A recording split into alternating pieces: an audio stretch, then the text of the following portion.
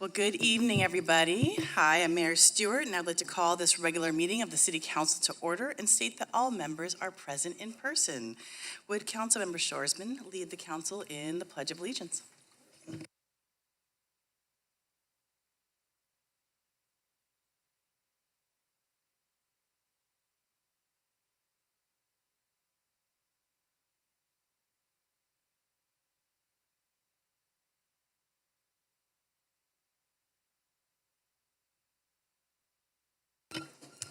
Thank you. Well, this meeting, we are filled with some wonderful proclamations and introductions today. I will say that all of us on the council are wearing these purple ribbons today in honor of Domestic Violence Action Month and Dating Violence Action Month, as well as it's also Breast Cancer Awareness Month. There are so many different awarenesses that we will continue to celebrate and recognize throughout the month. And of course, we'll be also recognizing Indigenous Peoples Day for Monday. So we'll start off with Chelsea Dixon and Chief Scott from Lumina Alliance. I'm just going to read a little bit of the proclamation, and then I'll meet you down at the podium in a minute. I was going to turn that off. So Dating and Domestic Violence Action Month is, of course, October 2022. And whereas Dating and Domestic Violence Action Month calls attention to the fact that sexual and intimate partner violence is widespread and impacts every person in San Luis Obispo. And whereas Lumina Alliance provides essential life-saving services for survivors, their children, and families throughout San Luis Obispo County, including San Luis Obispo. Whereas Lumina Alliance and Cal Poly Safer partner to create this year's Domestic Violence Action Month theme, which is We Deserve, in recognition that in all relationships, we deserve respect, equity, honesty, bodily autonomy, independence, boundaries, healing, joy, and so much more. Now, therefore, I, Erica A. Stewart, Mayor of the City of San Luis Obispo, on behalf of the entire City Council, do proclaim the month of October to be National Dating and Domestic Violence Action Month. So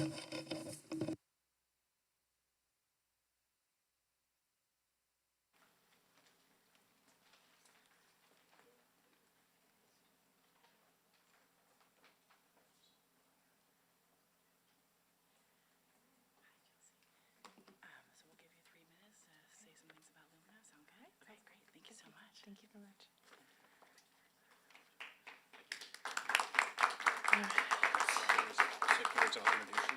Oh, you want to go first? Thank you, Mayor Stewart, members of council. We accept this proclamation with gratitude, and I'm very proud to say that dating and domestic violence is a community problem. It's a community issue, and it takes a community to put forth solutions to combat and provide our survivors a safe place. And so through this partnership, I'm happy to be standing here with Chelsea Dixon from the Lumina Alliance. And I'll turn it over to Chelsea for a few words. Thank you. All right. Thank you to Mayor Stewart and the City Council for this proclamation. My name is Chelsea Dixon, and I am a board member for Lumina Alliance. Lumina Alliance's mission is to empower those impacted by sexual and intimate partner violence through innovative advocacy, healing, and prevention programs. Although we have a new name, our agency has supported our community for nearly 50 years.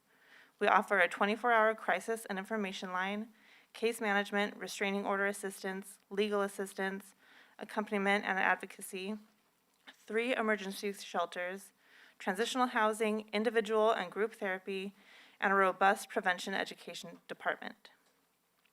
As previously mentioned, October is Dating and Domestic Violence Action Month.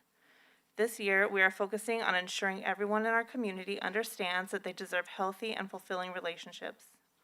Lumina Alliance has planned several events throughout the month, including the Celebrate Community Fun Run and Festival on Saturday, October 15th in Mission Plaza in downtown San Luis Obispo. This event brings together supporters throughout the county to walk in celebration of our vision to create a safe, thriving, and equitable community. We are also hosting a movie screening of Dirty Dancing at the Palm Theater on October 22nd, followed by a panel discussion about the film with experts in the field of sexual and intimate partner violence and healthcare. Visit luminaalliance.org to register for these events or to learn more about other events happening in the community in honor of Dating and Domestic Violence Action Month. Please remember, If you or anyone you know is experiencing sexual or intimate partner violence and need help, please call 805-545-8888 to speak to one of our confidential advocates. In closing, we are so grateful for this proclamation and the ongoing support of the city of San Luis Obispo, or the ongoing support of San Luis Obispo City Council. On behalf of Lumina Alliance's Board of Directors, staff, and volunteers, we thank you all for taking action this month to create our vision of a safe, thriving, and equitable community. Thank you.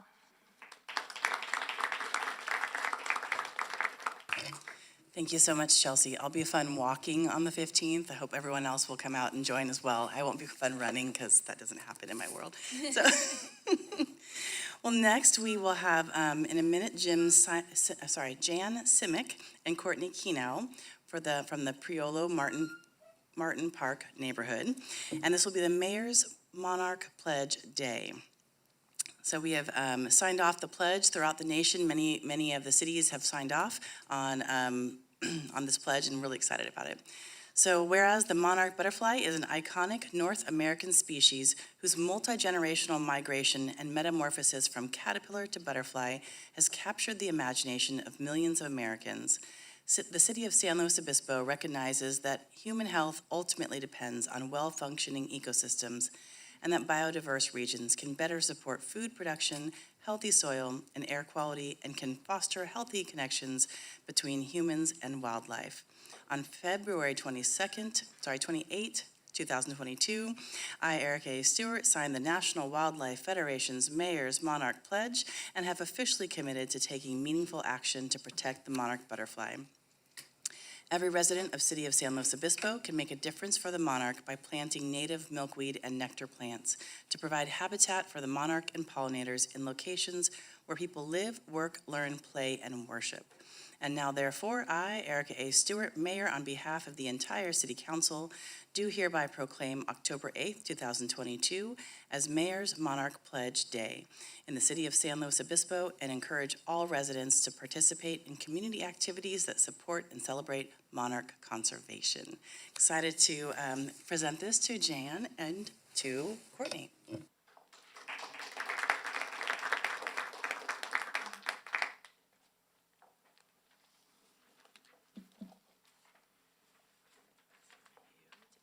Thank you very much. You're welcome.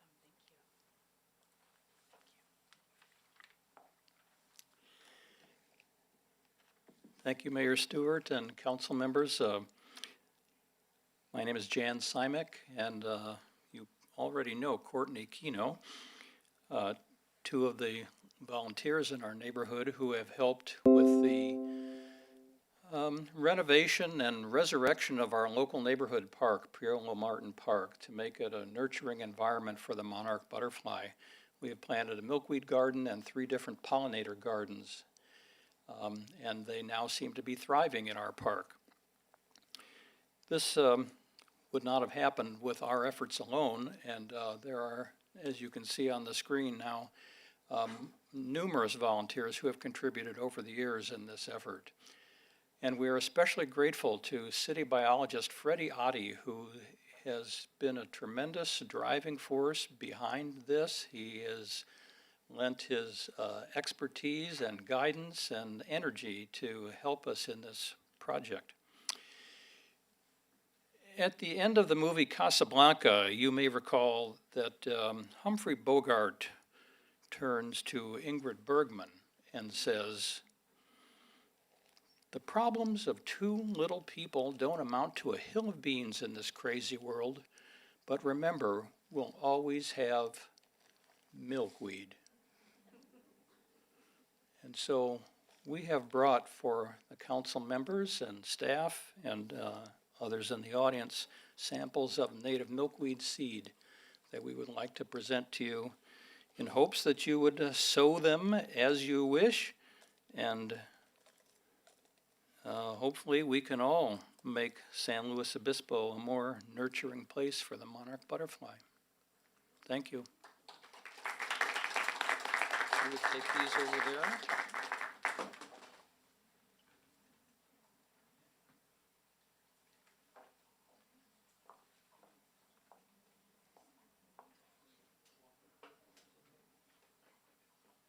Thank you so much. It was fun to see all the volunteers as well.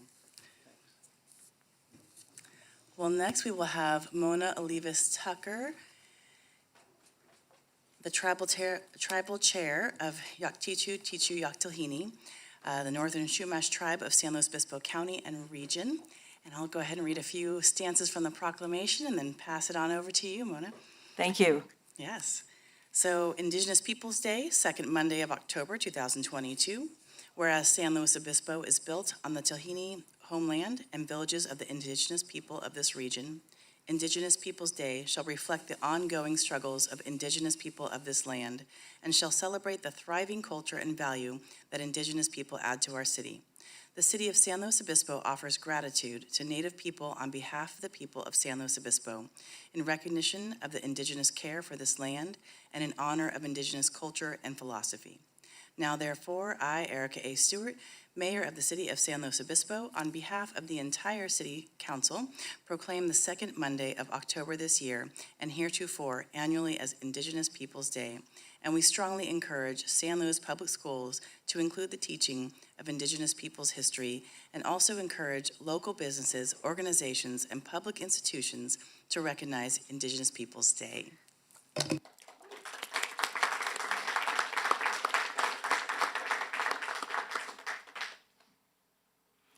Thank you so much.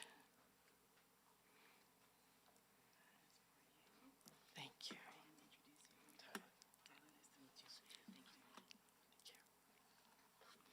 So greetings to Mayor Stewart and to the rest of the City Council.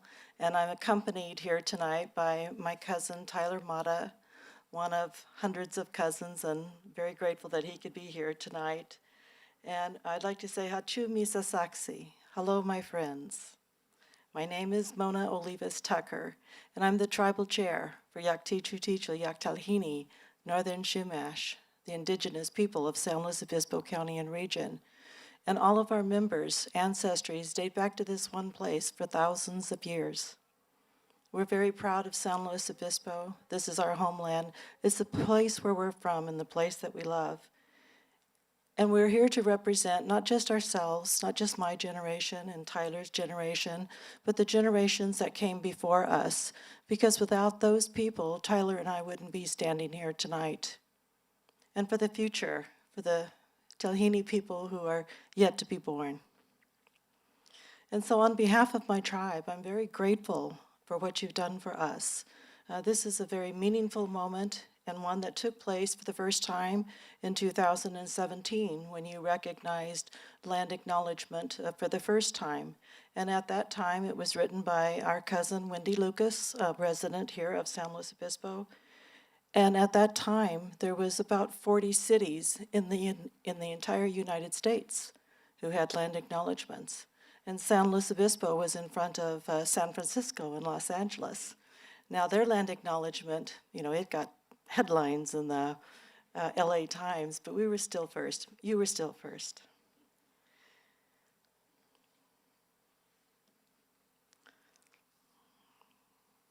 We consider this a very real display of respect and a way for us all to come together to understand the people that were here a long time ago and are still here today. And as I said, on behalf of my tribe, I want to say thank you for that. But I want to say thank you on behalf of Indigenous people throughout the community. They may not be Indigenous from San Luis Obispo, but we have students, Cuesta and Cal Poly, and many other places in the community. They are Indigenous people, but they may be living here now. So when you do a land acknowledgement for your own Indigenous people, you're sending a message, a wide message, not just to this county or not just to this city, but to the county, the state, the nation, and the world, that you have a recognition for Indigenous people. And we appreciate it so much. And I want to tell you, I was born here. I was born less than a mile from here. And then I lived in San Luis Obispo for, I think, 4 days. And then I've spent the rest of my life in South County. And so San Luis Obispo and this city is very special to me. So I'd like to say to you, I'd like to end by saying, Sumo kini ki ischumishchu, misasaksi, yaktichu tichu, San Luis Obispo. Ki'ichimichu Sumokini, San Luis Obispo City Council. And what I've just said is that we have faith in you always. Ow, ow, and thank you.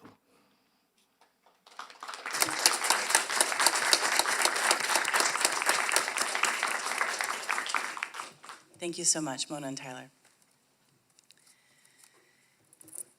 Now we have Fire Prevention Week. So we'll see Chief Agson and Fire Marshal Maggio.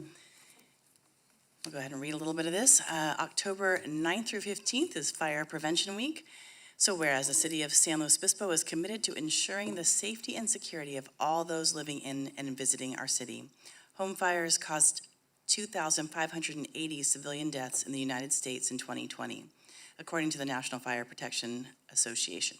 And fire departments in the United States responded to 356,500 home fires. Smoke alarms sense smoke well before you can, alerting to danger in the event of a fire in which you may have as little as 2 minutes to escape safely. The city of San Luis Obispo's first responders are dedicated to reducing the occurrence of home fires and home fire injuries through prevention and protection education. Whereas the 2022 Fire Prevention Week theme is Fire Won't Wait, Plan Your Escape, effectively serves to remind San Luis Obispo residents it is important to have a home fire escape plan. Now therefore, I, Erica A. Stewart, Mayor of the City of San Luis Obispo, on behalf of the entire City Council, do hereby proclaim October 9th through 15th, 2022 as Fire Prevention Week and urge all city residents to plan and practice a home fire escape for Fire Prevention Week 2022 and to support the many public safety activities and efforts of the San Luis Obispo City Fire Department.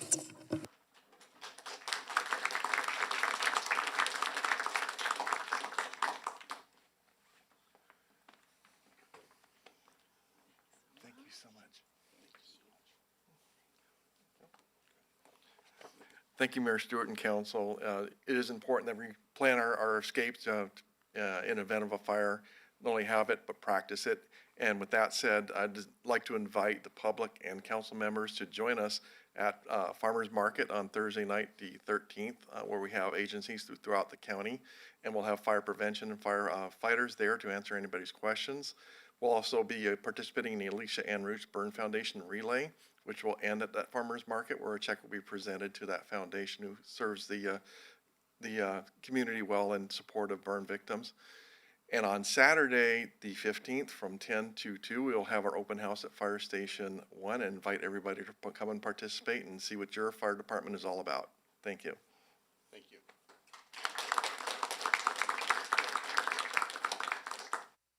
Thank you so much. After we finish running at Lumina's Walk, we'll come over to the firehouse. Perfect. Yeah. All right. I think that is all of the excitement that we have for this beginning of the meeting. We'll go ahead and move it over to the city manager for the city manager report. Great. Thank you, Madam Mayor, members of the council. I'm glad to be back.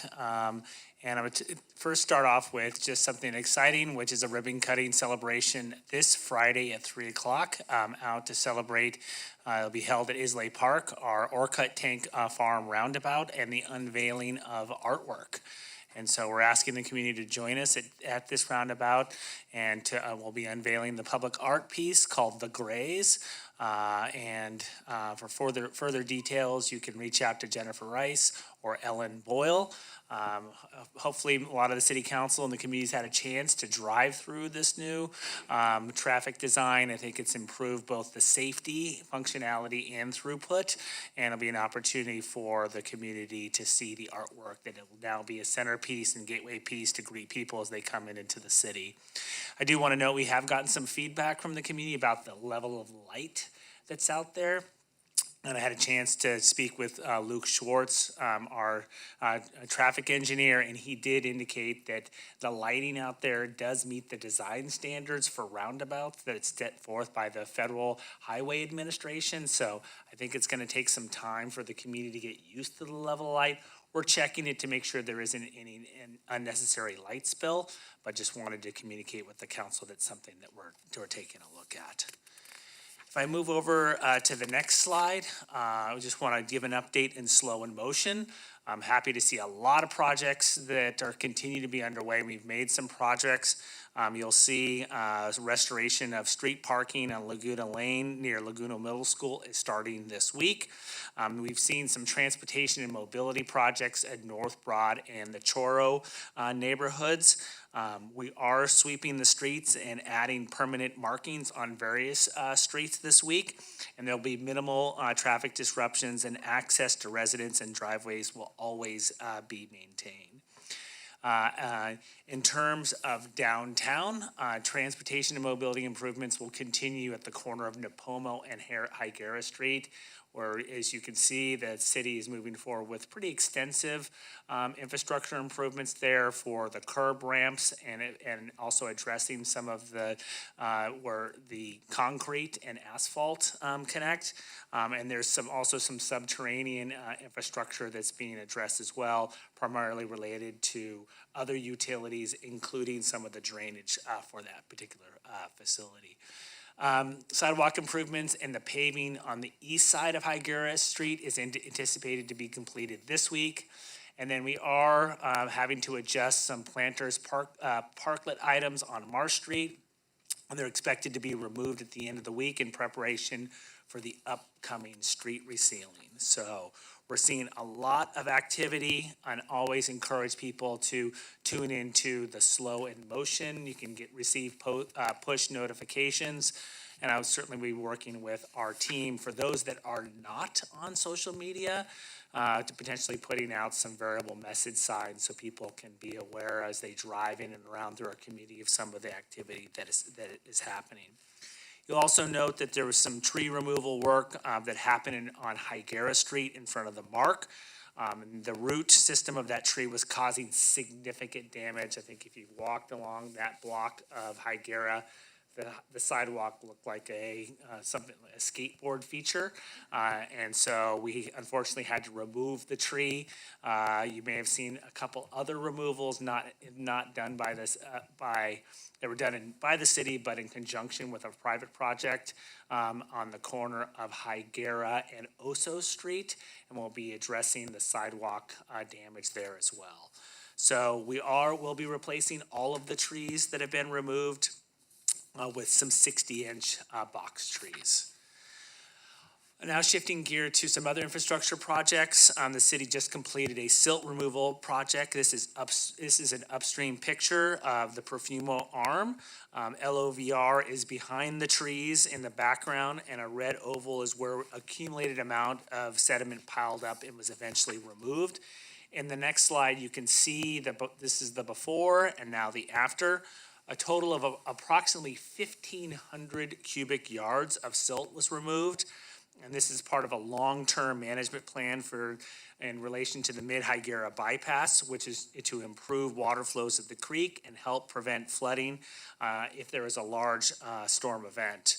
The project has been on the books for about 20 years and is identified as far back as the 2003 Waterways Management Plan.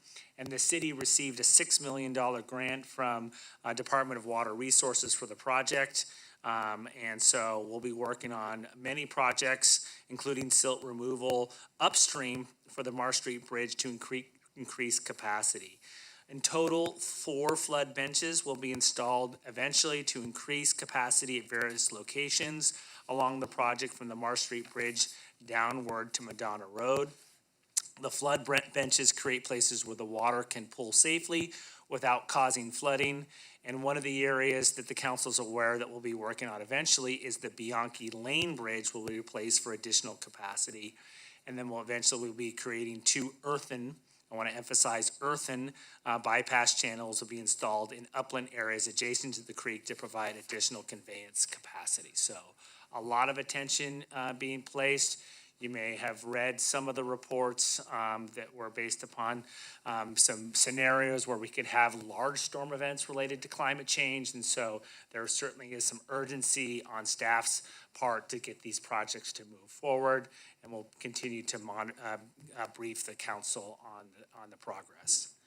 Also wanted to share with the council, in terms of some opportunities, if you want to run to the next slide, the Solar App Plus is now live, and so it provides the opportunity for residential homeowners and solar panel installation contractors to apply for solar permits online. It's a web-based portal for residential solar energy. It was developed by the National Renewable Energy Lab.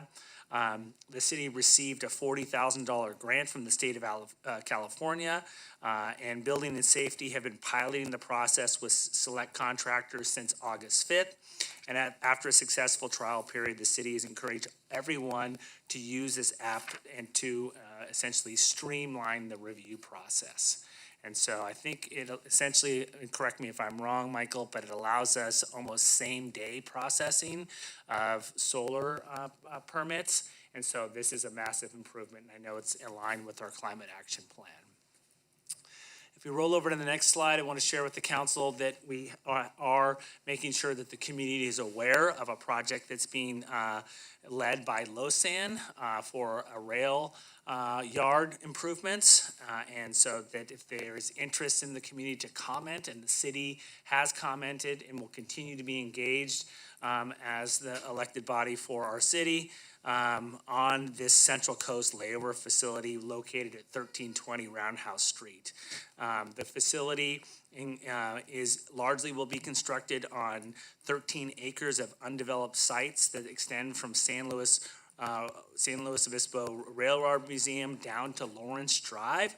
And the proposed design includes a ped and bike trail that will be built along the western edge of the new facility to connect nearby residential units to the San Luis Obispo train station. I just want to remind everyone, this is not a city project, but it's something that we want the community to be aware of. And so the public review period ends at 5 p.m. on October 17th. And the Liaison Rail Corridor Agency will then consider adoption of a recirculated EIR eventually in the future. And so comments need to be directed to the Liaison Rail Corridor Agency if the community is interested in commenting. Moving to another event that we'll be having, Arbor Day Art Contest. So we have a contest for first grade, fourth graders, seventh graders, and 18 and over. And the process is to design the art for our Arbor Day, which is coming up. The council will receive an invitation. The art contest deadline is on October 21st, 2022. And we hope to have a great design to share with the community to continue our work on planting trees in San Luis Obispo. Other news in park and recreation activities. So the September Scramble course did return. It had been put on hiatus for the last couple years because of COVID. This year we saw over 650 youth and family members participate in the 1.2 mile course that consisted of running through various different obstacles. Coming up, we have the Boo Bash Haunted Walk will be held at Meadow Park on Friday, October the 28th from 5 to 9. And it's a family-friendly costume party and haunted house. And so we encourage people to come out for that event, which concludes that night with a friendly outdoor movie, Curious George, and a Boo Fest. I want to now then just invite Chief Scott to come up and talk about some of the accomplishments that we had with our gun buyback program, and also share some information about a recent opinion piece that we shared with the community about 911 and how to report crimes. Thank you, City Manager Johnson, and hello again, members of council and Mayor Stewart. I'm very pleased to report back our groceries for guns, and it turned out to be a very successful program that we had this last weekend. All told, we had over 200 guns that were turned in for grocery gift cards, and very happy to say that we put about 15,000 into our local economy, and also took some unwanted guns off of the street. And I know there's been a lot of comment, a lot of questions about our program, and it's not a political statement. Safety is not political. And so the point of this whole program was to give a safe means, a responsible means for people that no longer wanted these weapons, give them an opportunity to turn them in and collect some groceries. So very happy that we were able to do that. The program sold out in over 2 hours. It was slated to go for 4 hours. We were all wrapped up in 2 hours, and we communicated that to the people that were waiting, and they continued to pull over and still turn over their guns. So hoping in the future we can continue to replicate this success and maybe have another option to have this very successful program. This is a good example of what is an upstream approach, taking the inventory off the streets before it falls into the hands of people that would want to do harm. So very pleased, and huge congrats to our staff that worked diligently in putting this program together. Had a great communications plan over the past months, and then spent their Saturday working out to collect and make this program successful. So Matt, thank you. And Chief, we got one more slide for you, and just to cover part of I think the viewpoint that you shared with the community. So I did have an opportunity to write an opinion piece for the Tribune, and see something, say something, make the right call. And we love social media, and we're very proud of our efforts on social media. Our city is extremely active on social media. This is a great way to engage our community, exchange ideas, and talk about exciting things in our community. It's not always the best way to report crime, and it's not the best way to report incidents that are evolving or happening as in our community. And so the piece was really focused on reminding people to call 911 if there's an emergency. Now I'm very proud to report we can text to 911 as well. And so if you're not in a place or a position where you can call, you can always text us. We receive that same information. Non-emergency communications can still go to 805-781-7312. That goes straight into our dispatch center and will be answered according to priority. And again, social media, like I said, it's a great way to share information, and we're very active on social media, but just not for emergencies. And the most important thing, whenever you call 911, it goes into the queue. We automatically get geolocation, and we can start units on the way to your location without sometimes even saying a word. So that's the power and the equipment that we have, and we just need to direct people to call 911. For our 211, also we can talk about healthcare and social services. That's another system that's available to our community and to our county. So very happy to report that information, and thank you for sharing that information. The city has just done a website refresh, and so there'll be more information on how to communicate with our city in the most effective ways possible. So thank you. Thanks, Chief. Thank you. And Chief, I do have a question for you, so don't go too far. Anything else? Okay. Thank you so much, City Manager. And Councilmember Marks, you have a question or a comment?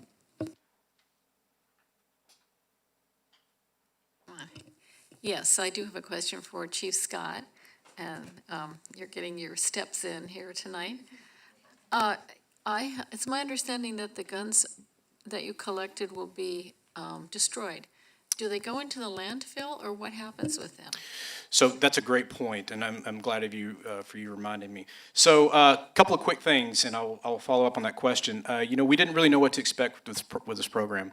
The guns that came in were not grandpa's guns. Some of these guns, AK-47 style guns, assault weapons, high-capacity semi-automatic handguns, state-of-the-art weapons that were turned in. So these were functioning, in good condition firearms that could certainly do a lot of damage in a short period of time.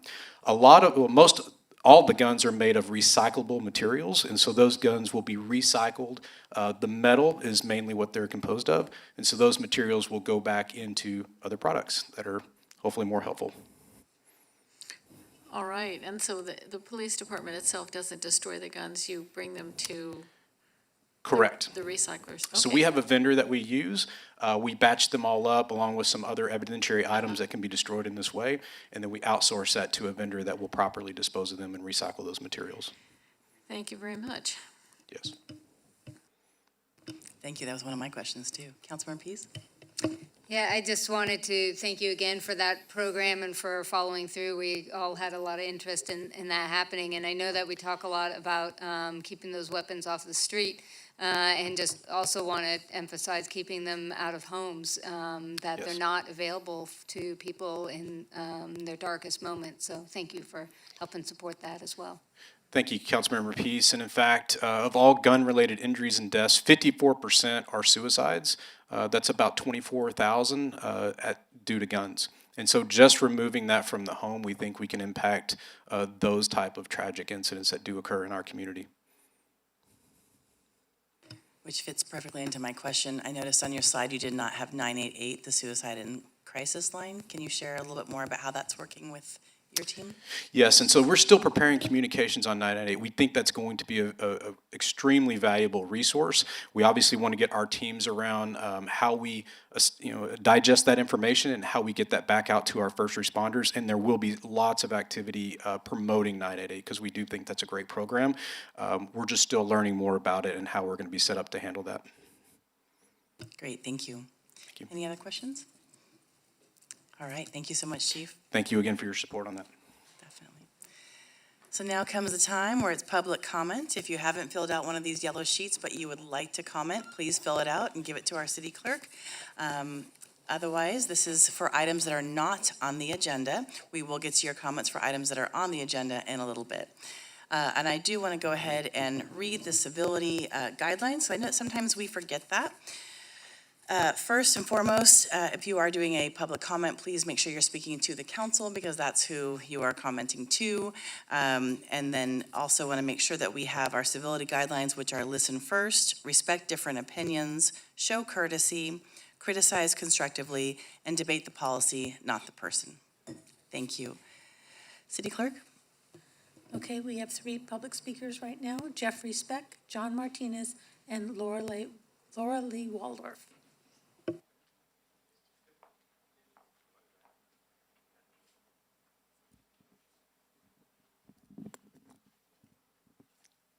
How do you turn this thing on? Oh, it is on. Okay. Good evening. My name is Jeffrey Specht, lifetime resident and candidate for mayor here in San Luis Obispo. What I usually speak about at these meetings is what I believe local corruption and misuse of the people's money. Tonight, I would like to address our CEO, Derek Johnson. Sir, Except for you have to address us. That's why I kind of mentioned it. Thank you. Thank you, Madam Mayor. I'm concerned with our staff, ma'am. I am concerned with Mr. Derek Johnson, the CEO. I am concerned with whether or not he is concerned with the well-being of our community, the safety. We have had on our parking garage several times now talked about fixing the openings so no one can ever fall to their death again. Now, Mr. Johnson, being the CEO, he has the opportunity by himself to put this on the agenda, fix it right now. In fact, 3 of you council members and mayor can put it on the agenda right now tonight, address the issue, fix this problem. It's been a long time, several deaths. This has not happened. It's going on and on and on. I'm also concerned with the bicycle utopia that has been created, which is dangerous and expensive at best. Is our CEO concerned with the safety of the well-being of our citizens here? Dr. Papp over the Dave Congleton show yesterday was interviewed and said that you folks have every intention of knocking down this parking garage right next to the All Lewis store here at some point in time. This was denied when I brought it up. Mr. Papp seems to be pretty sure that's what's going to happen. Yet, all this money being spent, you're going to fix everything else? Before you break down, fix what's dangerous right now. Thank you. Do the right thing. Your council members, vote tonight. Do the right thing. Thank you so much. City Clerk? John Martinez. Laura Lee Waldorf.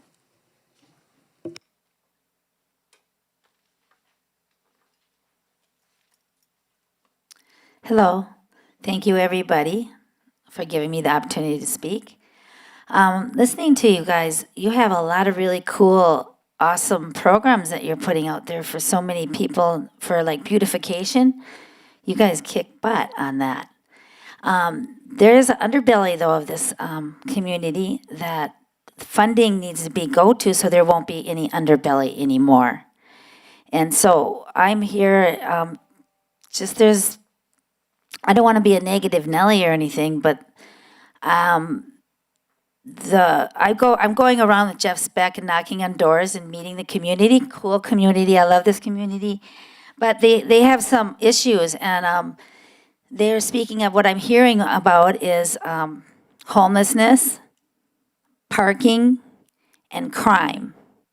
Those are the three issues that they're like going, what's going on around here? How come we're having these issues? We live in this beautiful, awesome town, and we can't go out at night in our neighborhood because we're afraid to go out alone, because the homeless come out at night, because they have to hide in the day, because they have to hide from not being seen and stuff. So the solution really is Camp San Luis. If you guys can have that happen at all, they're empty structure, people, there's a bus line, there's a college, there's a good place for them to start a community. Because I went out to the park and ride, the safety park, and they have a community out there. They take care of each other. It's a beautiful thing. They don't need food and clothing and all that. They need a house, a roof over their head. And then when they do that, they'll be a part of the community in a positive way, just like you guys are.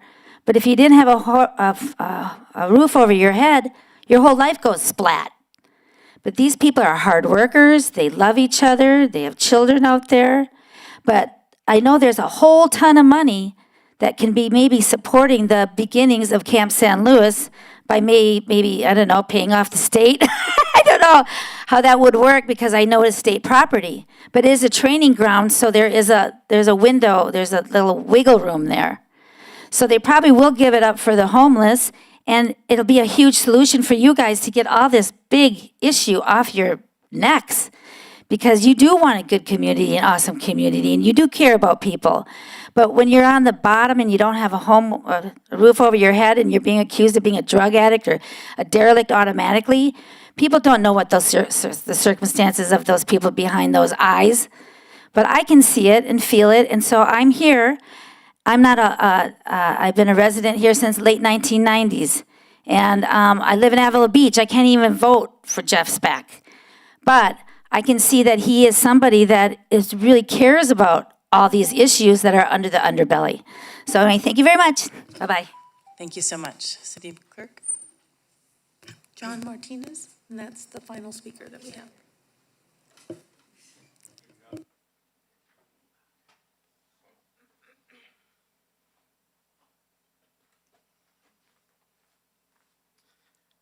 Hello, my name is John Martinez. I'm a local San Luis born and raised, and I spoke at the meeting before last about the issue of the voting boundaries, where you have to live in order to vote for the mayor and the city council. And something that was brought to my attention was that kids can come to Cal Poly when they're 18 and live on campus, and they can register and they can vote for mayor of San Luis Obispo. Is that not true? Good. Okay, good. Somebody told me, and I'm like, no. But I'm still, beating my head trying to think of a way to be able to vote in the city of San Luis. And if maybe we expanded those boundaries, maybe 3 miles out of the city limits, we'd all get in there and get a chance to vote on issues. So anyway, that's good to know. I'm glad you guys had filled me in on that. That was all. Thank you. Thank you. Any more people? No, that's it.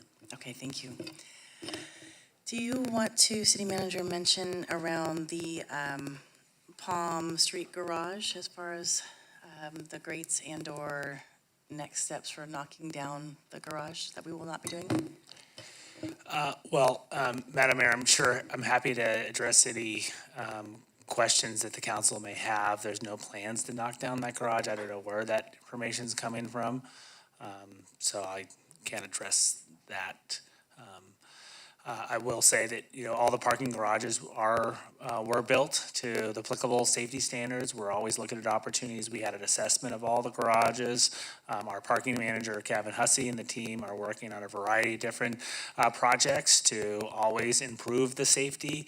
Additionally, we've put signage up there consistent with what other garages have placed. If people are in a period of crisis and they need help and support, so that people have a line and a phone number to call should they need that type of help. But we're always looking at opportunities to improve the safety. In fact, the parking garage across the street, we have a project that's slated in the books to address some of the railing on the second and third decks, and those projects are already funded in the CIP. Perfect, thank you so much. And as you saw our heads nodding, no, the Cal Poly is in the county area, not in the city of SLO for voting.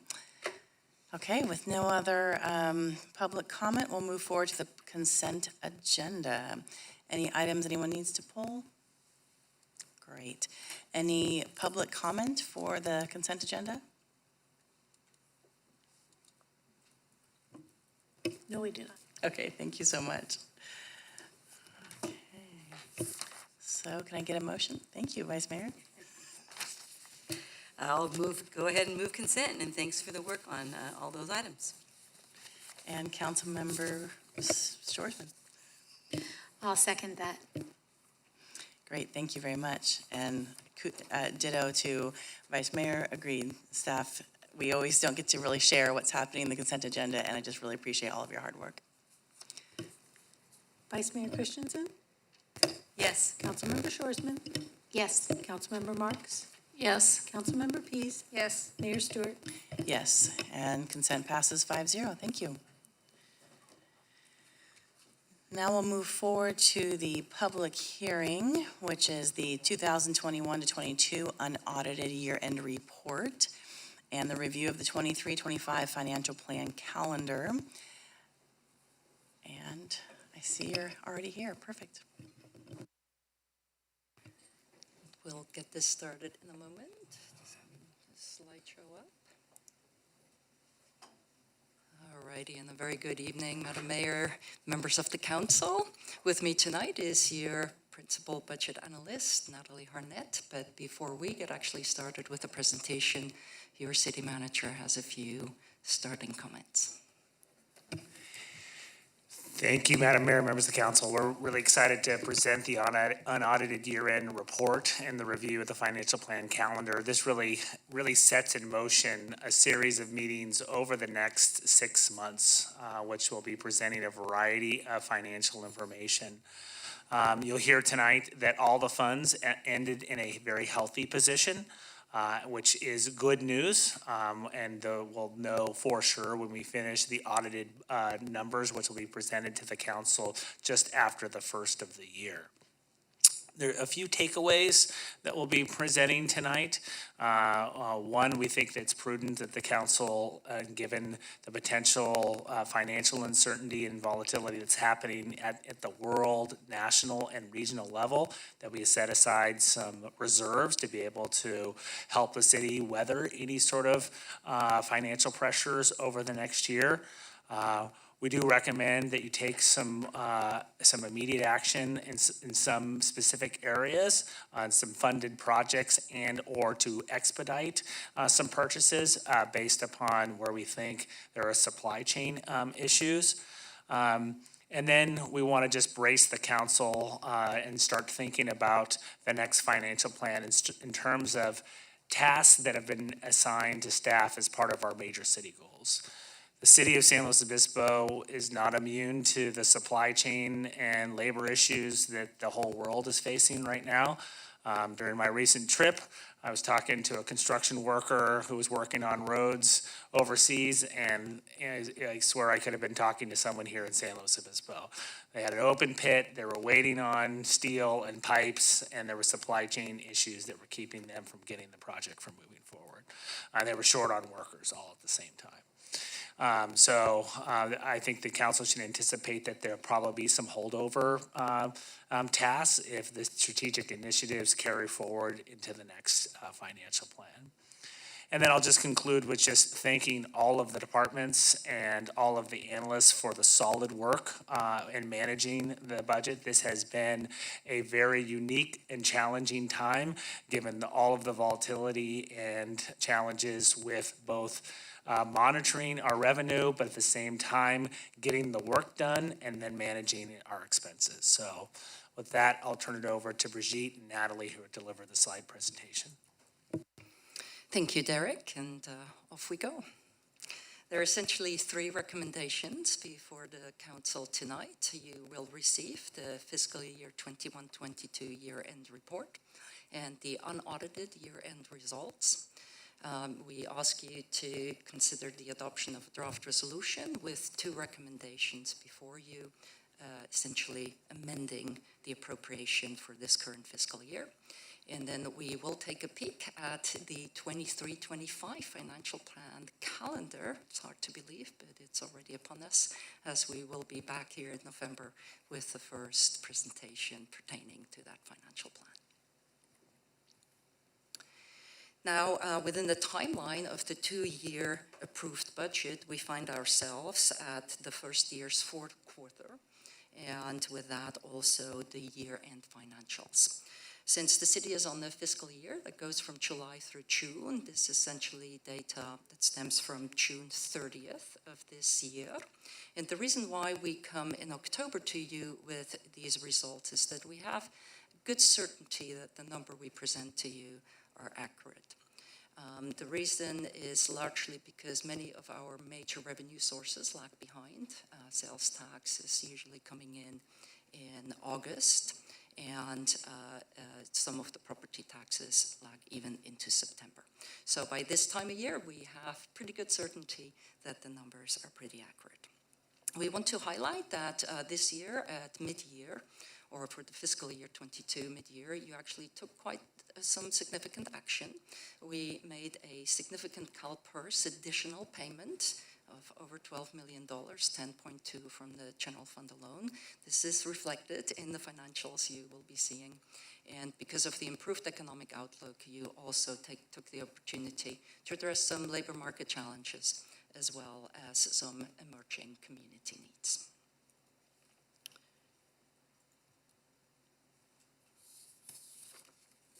As your city manager mentioned, the information before you, so we try to have certainty, they remain unaudited. We're literally in the midst of the audit as we just entered the 2nd week of your auditors doing the review of the city's financials. The city's extensive financial policies and fiscal policy framework does provide applicable language as to the 2-year budget and the carryover authorization that is given to the city manager. So we have essentially 2 languages in the policies that pertain. As mentioned, we provide the 4th quarter report as we report to the city council on a quarterly basis. We generally speaking take a deeper dive at mid-year and of course at year end. And the second policy that pertains is the operating carryover that is given. The authorization is given to your city manager for any programs that have not been completed in the first year and are looking to be finished and pursue work programs and objectives to complete in the 2nd year. Now tonight we have a couple of additional topics that we'll be covering. That is the major fund overview. So we also present to you the enterprise funds year-end results. We have the departmental performance measures and programmatic updates that come from the last fiscal year, as well as major city goal updates and a comprehensive CIP, that is your capital improvement plan update that we will actually, that was already provided with the budget supplement, but we'll add a little bit to it tonight. Brigitte, can you do us a favor and just go a little closer? A little bit closer to them? Thank you. Okay, I can do that. Now, first we get started with the general fund. And looking at the information within the report, we find quite a medley of opportunities and challenges that stem still from the lingering effects of COVID-19. And in many ways, the fiscal year 21-22 marked kind of a transition year for the city's organization. It restored the work postponed by the pandemic and allowed the city to reinvest in its core services and important major city goals, efforts, and the strategic initiatives that the City Council has set forth. However, we were not immune to the market woes, the tight labor market, supply chain challenges, and most certainly also increasing drought restrictions, and with it, utility rates that are increasing. The next several years will probably concentrate on finding a balance between the delivery of services and programs, as well as the capital projects, while remaining an attractive employer in a rapidly changing labor market that we're seeing coming from the pandemic years. In true pandemic fashion, the yin and yangs were also visible in the year-end results, especially in the general fund revenue sources. While most tax revenues actually held pretty close to the forecast we had presented and updated at mid-year, it was most certainly the sales, the local transaction tax, as well as the transient occupancy tax that well surpassed the budgetary numbers we had set forth. In fiscal year 22, we saw several months of over $1 million in transient occupancy tax and reaching a total of over $10 million, and for the first time going over the magical two-digit number with this revenue source. While the sales tax, also called the Bradley-Burns tax, exceeded the budget by about $1.5 million, it was really the local transaction tax that surprised at over $3 million at year-end over the adjusted numbers at mid-year. The picture, however, was a bit reversed when we look at the city's fees for services. And so most of the fees actually came in also right at budget. The development review fees saw a major dip and actually came in about $1 million short of budgetary numbers. Additionally, it should be noted that the Fed's monetary policy and action triggered probably the largest fair market value adjustment that we've seen in the last 40 years.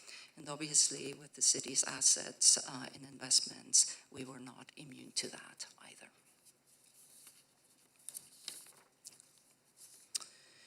So when everything is said and done, and we look at the numbers below the line, so to speak, we see that the city's ending balance stands at an unaudited, again, I have to point that out, unaudited $40 million. 32 of those are already committed or assigned, so there's already an earmark on them. From the $8.3 million that remain, we carry $2.8 million over into the second year. And if the council approves one of the recommendations before you, which is a revenue stabilization reserve, we will end with an unappropriated fund balance of about $3.4 million.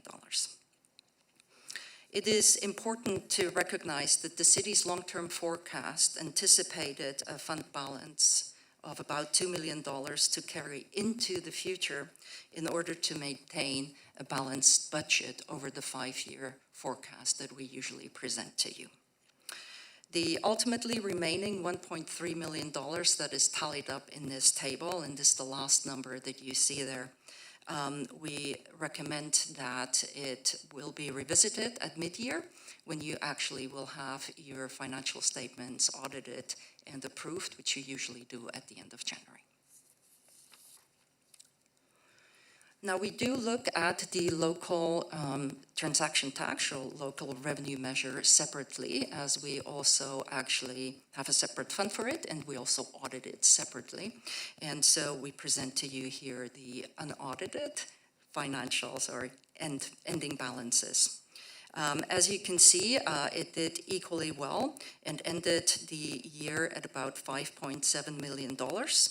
And of which $2.9 million are committed in encumbrances. And you might recall that with the budget supplement, you actually took action to take $900,000 off the local revenue measure and move that back into the capital reserve in order to maintain the 20% policy level. And in addition to that, we did have some recommendation for the Revenue Enhancement Oversight Committee that looks at the local revenue measure, and given the year-end results, there's a recommendation to them to move forward some items that we will look at the next slide. And the Oversight Commission actually recommends to move those items forward. As you can see, there were essentially 5 items that were recommended. One of them is the allocation to the capital reserve and make that reserve whole at the 20% level. And in addition, a couple of assets that we essentially can move forward with. There is so much supply shortage, especially also in the vehicle markets, and we had realized that we have a couple of assets in the fire fleet that we actually can move forward. We can actually go out and purchase these assets, and so we're moving those forward. They were actually scheduled for some outer years, and so we recommend actually using some of the funding from the local revenue measure to be invested now and move forward with these assets. Again, also for the local revenue measure, it is recommended that anything under the line remains to be revisited at mid-year, again, once you have the audited financial. And it is very much possible that at mid-year, the recommendation will be that some of the funding will be augmenting the pavement project that is going forward and is coming in quite a bit higher than we had anticipated. However, it will actually take care of very important arterial streets, which is Johnson and Monterey.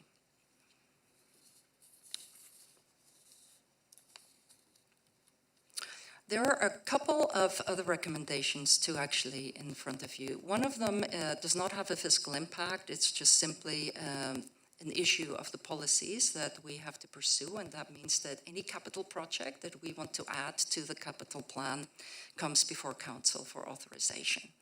Right now, we have several projects for city facility remodels, and we would like to actually combine those all into one capital project, and hence the recommendation before you tonight. And given the continued uncertainties, and there's the word again, uncertainties, you've heard it many times over the last 2.5 years, but we feel that with the financials before you, it might be prudent to resurrect the revenue stabilization reserve. We actually had this reserve in the general fund during the fiscal health response plan, because we weren't quite certain how things would pan out. And after the 3 years of that plan, we essentially let it drop into fund balance. However, given where we are ending this year, given the uncertainties ahead and the continued outlook that we're pursuing, obviously, and looking at into the future, I think it would be prudent to have this reserve, especially for this fiscal year.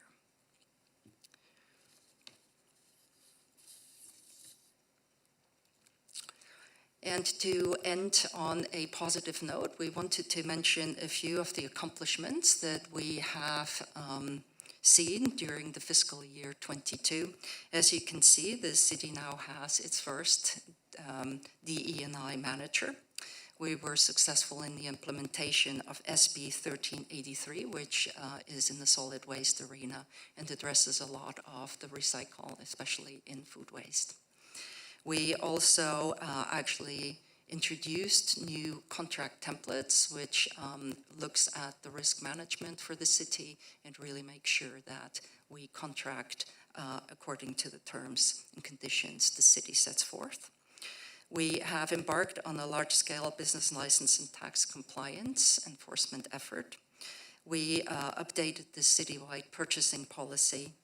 We established a mobile crisis unit that has been hugely successful already, in addition to a second community action team.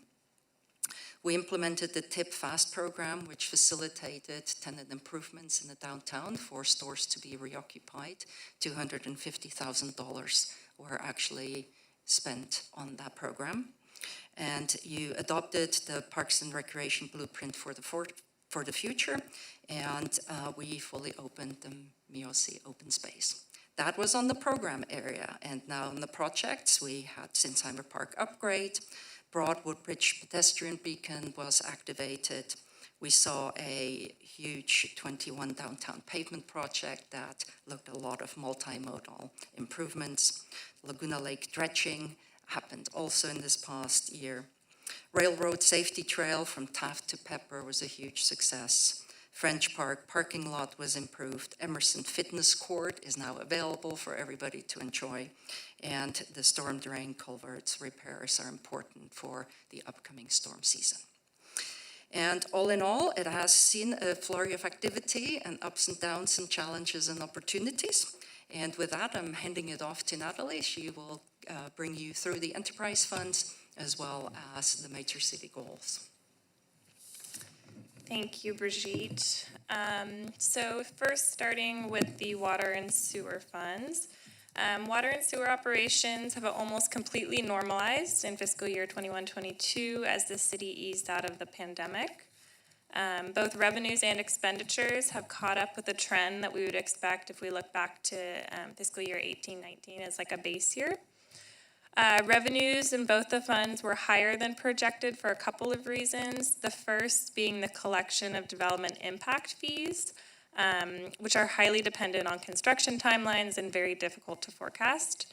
These impact fees, just as background, were established to fund the expansion and improvement of facilities needed to provide water and sewer services. That includes covering outstanding debt for big projects like the wharf upgrade. A second reason is from increased consumption. So water consumption actually grew by 5.6% compared to the prior year.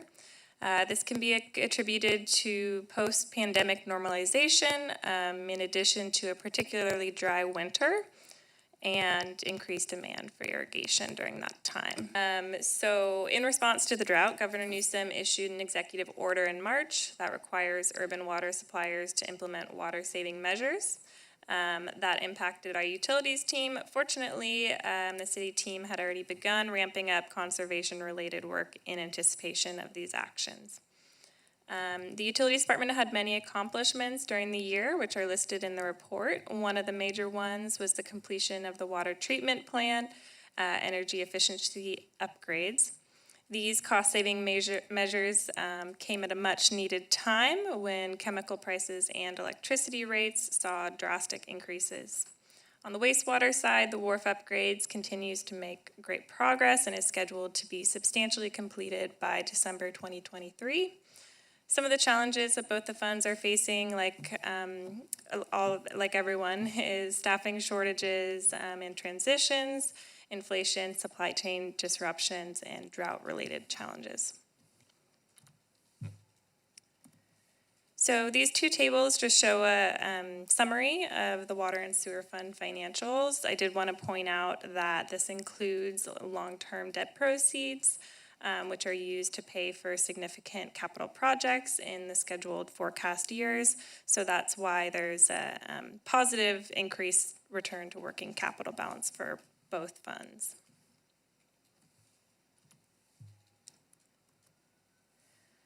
Moving along to parking. Throughout fiscal year 21-22, the parking division was able to bring back most of its normal revenue generating operations that were limited during the past few years due to the fund's investment in economic recovery.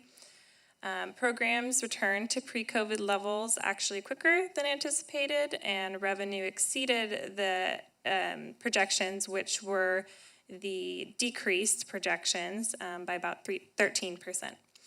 On the expenditure side, the division had about 8% in overall savings. This was mainly due to staffing challenges and vacancies.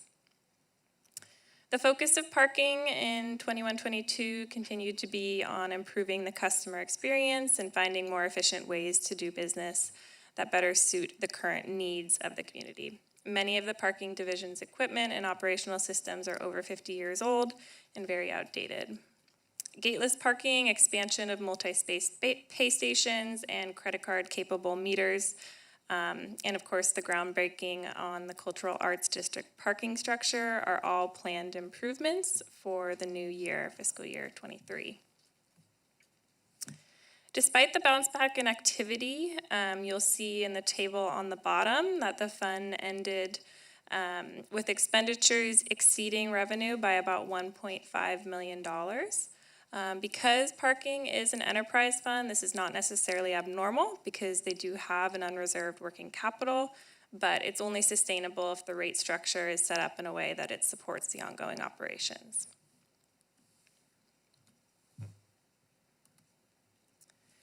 So what does this mean for the rate structure and the support of the debt financing for the Cultural Arts District parking structure? At this time, no changes are recommended to the rate structure Council considered with the budget adoption in June 2022. Staff will continue to assess and evaluate all of the revenue generating programs in an effort to determine where adjustments can be made to offset the adopted downtown rate structures.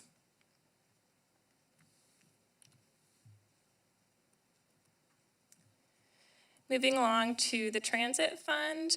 Transit ended the year with significant variances due to modified operations. You'll see in the report, transit financials always look a little bit funny because many of the state and federal grant disbursements are not received until well after the year end because they're based on expenditure reimbursements that are submitted after the year ends. When looking at fare revenue alone, we can see that ridership is returning to pre-COVID levels, although it's still significantly below the 18-19 numbers. In addition to its normal state and federal reimbursement programs, the Transit Fund was able to secure funding through ARPA, which will cover 100% of the operating costs for 3 years, beginning in fiscal year 22-23.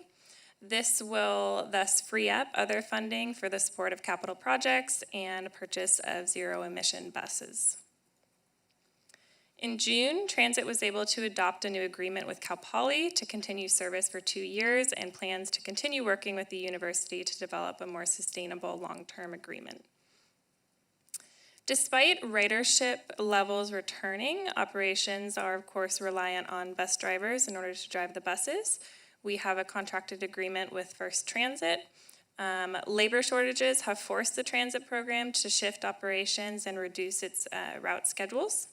Moving into 22-23, staff is working with First Transit in order to extend an agreement and ensure that wages are adjusted to attract and retain drivers. Like other departments, increased fuel costs last year did impact the division's overall cost to run vehicles, but fortunately the modified operations helped offset those increases. A couple of accomplishments include the completion of the transit program analysis and assessment, as well as the purchase of 2 electric buses.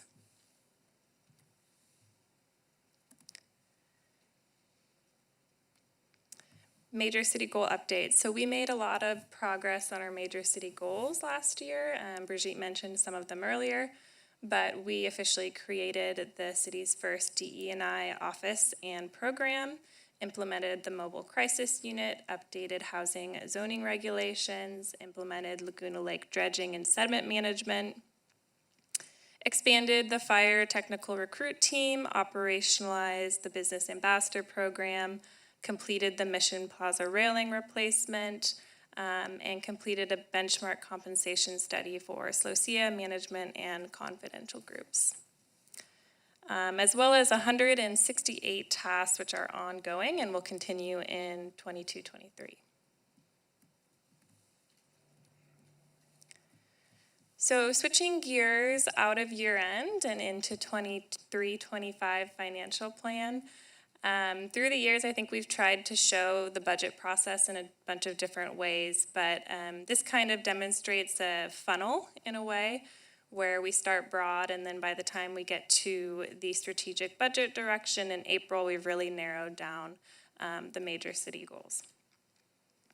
So the goal of goal setting consists of a handful of council meetings, which are listed on the left, in addition to extensive community outreach, which is listed on the right-hand side, and of course staff budget preparation in order to get base budgets and forecasts prepared. We'll start the process in November with setting the stage and the strategic scan. This meeting really sets the stage on background information that is important for council to consider during goal setting. It will also provide an update on the city's fiscal status as of the first quarter, a general plan update, and a strategic scan of programmatic and economic information that's important for council to keep in mind during the financial planning process. Budget Foundation is scheduled in January, and this will lay the foundation for the goal-setting workshop, which is scheduled a couple weeks afterwards. At this meeting, we'll provide council with the community survey results, as well as any other community input that has been collected by that time. We will review budget policies and discuss the latest economic outlook and review the CIP. The goal-setting workshop is going to be held on a Saturday, which is similar to how it's been done in the past. Council, by this point, will be very well informed of the community's priorities and the city's fiscal outlook. And this is the meeting where the strategic goals are ultimately developed. The final meeting, one of the final meetings is in April, and this is where we present the draft budget allocations and make sure that staff is on the right track and has appropriately heard what council has set forth. And then between April and June is when we finalize the budget. June 6th, we'll bring the budget to council, and if ready, we can adopt at that time, or we have a meeting set aside on June 20th, and then if needed, we can even schedule a special meeting in June. So I'll go into the next slide a little bit more on the public engagement. So right now we're working with our advisory bodies to present the financial planning process as well and get their input on what the priorities are for each of the different advisory bodies. I did want to just point out that all of these are public meetings, so we encourage the public to come to any and all of these, and they will have the opportunity to submit public comment. The community survey, which I have a slide here. So the community survey is scheduled to be released on November 14th. So by the time we have the goal-setting workshop, the setting the stage meeting, the community survey will be public. And we'll send this out through social media and news releases in order to try and get as wide of an audience as possible. This will be used to inform the city about what the community would like as major city goals. The survey will include many of the same options as previous years, plus the option to share other ideas and or keep the major city goals as they are right now. The community forum is an evening event on January 26th. It will be held in the Ludwig Center. Our last financial plan we had our community forum, it was virtual. So we'll go back to the in-person format, which will be great. We'll use the results from the community survey to invite the community to suggest how the city could implement the suggested major city goals. So this is in the past, we've done the little dots and had like a dotocracy. So not exactly sure of the format, but that will be in person at the Ludwig Center on January 26th. Taking another look at the budget calendar, these are all the important dates. They're also listed in the agenda packet. So right now we're reviewing the financial plan schedule, and then we'll release the community survey on November 14th. That'll also be sent out with the utility bills for November. And followed by the January 10th Budget Foundation Workshop, Community Forum, mid-year report. So that's when we'll have those audited financials done, and we'll present the updated long-term forecast for all of the major funds. Goal setting workshop is the Saturday session on February 11th, followed by the strategic budget direction on April 18th, and then June 6th and 20th for budget adoption.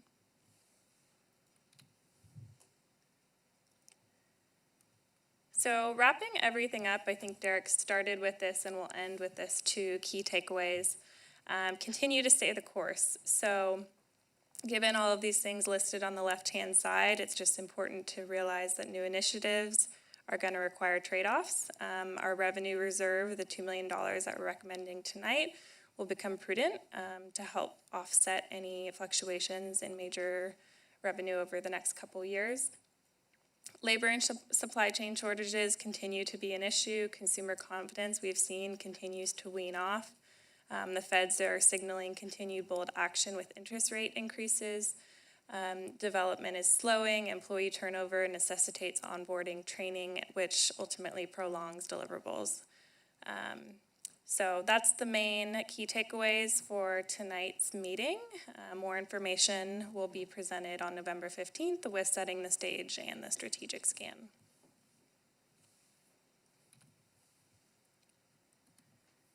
So I'm just going to bring up the recommendations again. Tonight we have 3 recommendations. The first is a receive and file item for the 21-22 year-end budget report and unaudited year-end results. The second is to adopt a draft resolution, which will approve amendments to the current year 22-23 budget appropriations. And the third is to receive and discuss the 23-25 financial plan calendar. All right, I'll hand it over to you. Thank you so much for the very thorough presentation, Brigitte and Natalie. Do any of my colleagues? Yes, they do. Councilmember Pease. Thank you so much. Great report, great news, great management. Really appreciate all of that. Kind of the only questions that I have at this point are about the goal setting process, and so and this might be a city manager question or end up going towards a discussion for the survey. Where we are understanding kind of a bit of your slide before, a bit of the stay the course. You know, we have a lot of programs that are many-year, multiple year programs, and so whereas there may not be a significant shift, then you start to, one as a community member might ask, like, okay, what is this survey about? What is the community really contributing? And so I'm wondering, in kind of the focus on major city goals versus kind of community goals or work plan, scope planning, is there some other language that we could use that would still be able to get the community input but not have it kind of held up to this major city goal? I think that's a great question, one that I think staff has been musing over for some time. And we've had some major city goals that I think large part have been strategic initiatives. They've been multi-year strategic initiatives that have spanned now, I think, the last 3 financial plans. And surely I think we can all agree that housing and homelessness are not going to go away. Climate change is not going away. Economic recovery is probably going to be more of a need. We're just, launching our Office of DE&I, and we're starting to get some traction, but we know from launching programs over the last decade or so that it takes some time to get that momentum. So what I would advise the council to be thinking about is, are there buckets that are your strategic initiatives? And are you inviting conversation at the community workshops around these continued strategic initiatives and what the community wants to see under them? Rather than having a blue sky conversation about which I think we should still be asking the community for, what are their hopes and dreams? But couching it under, here's our strategic initiatives, and is there other things that we haven't missed? So there may be a flood project, or there may be something that the community really wants that we want to provide funding for, but there's still an opener. So I don't know if that directly responds and answers your question, but thinking about where we are today and all the momentum and the fact that I think there's going to be some lingering major city goal tasks that don't get done during this financial plan, I would encourage the council to start communicating in that way, with the caveat that, of course, we have an election coming up, and so I would suggest to the council that on November 15th, if we have some clarity about the next council, that it really start to stake out, some ideas for staff, so we can, one, design both the survey instrument, and then 2, design the workshop in January of 2023. Thank you. Yes, it is. It has been part of that ongoing conversational conversation and what's been operationalized, what's already just part of the system and doesn't necessarily need a refreshed focus, but sustained effort. So in terms of the survey, is this our opportunity to kind of weigh in? Does it come in front of us, the survey, because that is kind of setting the tone, and then the workshop itself?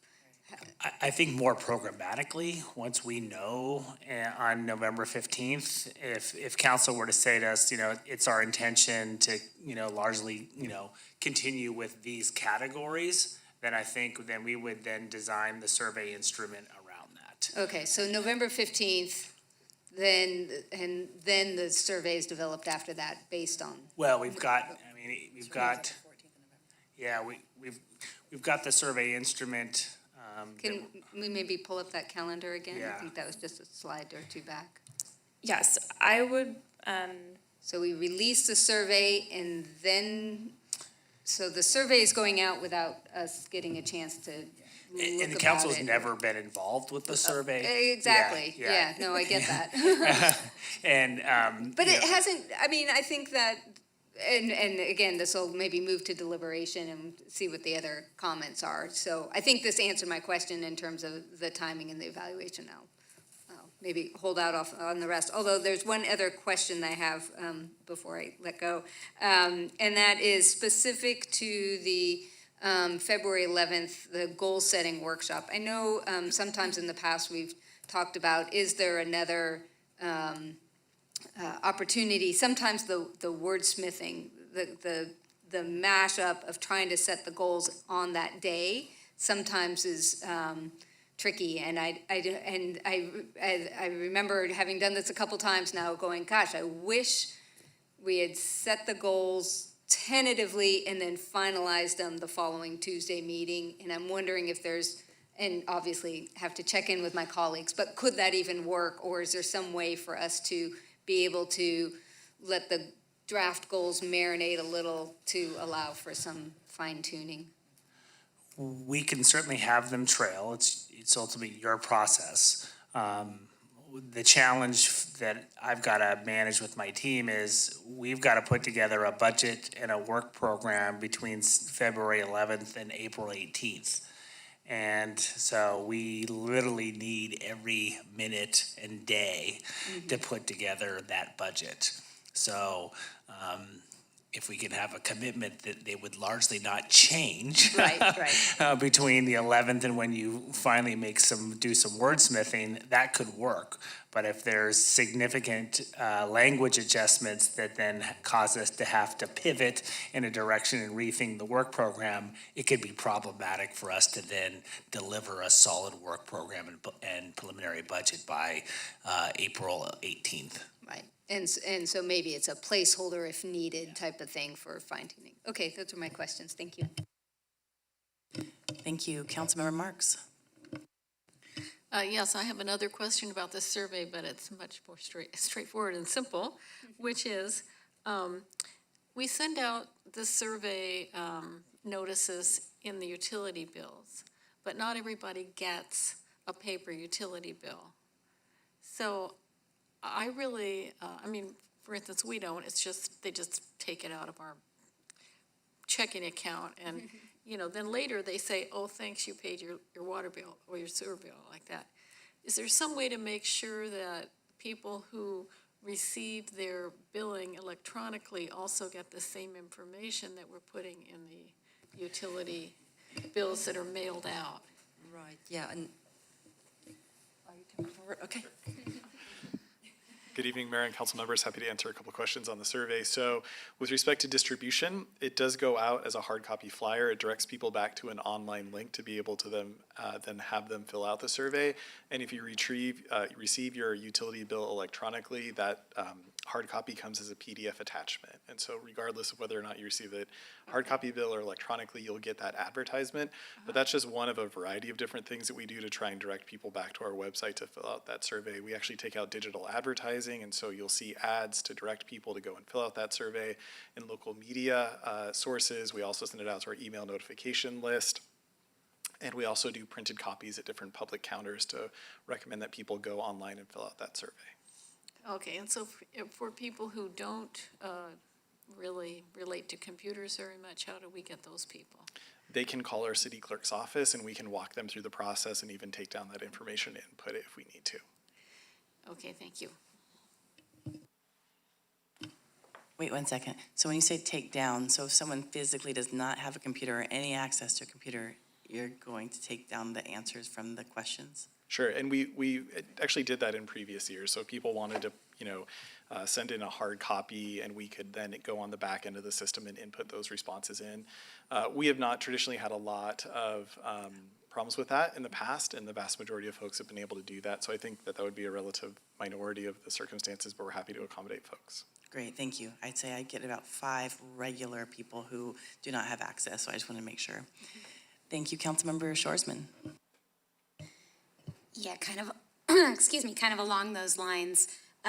I wonder, is there any way that we can do a better job, or do we feel like we do a good job already of reaching out to more diverse communities to make sure that we're getting, I don't know if we coordinate with Race Matters or Gala or any of those types of organizations to make sure that those voices are heard in the survey? Yeah, definitely. Thank you for that question. So we're in the process of updating our public engagement and noticing manual to make sure that we're able to do a better job of comprehensively reaching out to underrepresented groups. But we already have a pre-existing list. We've done a lot of that work through our DEI task force and also through the grant work that we've recently done through HRC. So yes, we are using that.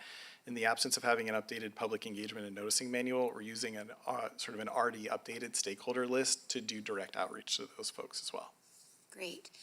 And then in terms of this list of dates and times when you could engage, these are all public meetings. We talked about this a little bit at agenda review today. These are all public meetings from October 4th through June 20th.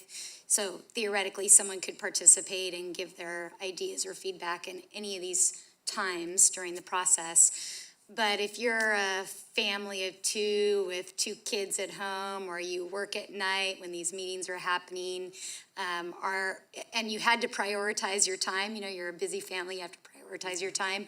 Are there 1 or 2 of these that you would recommend people really tune into?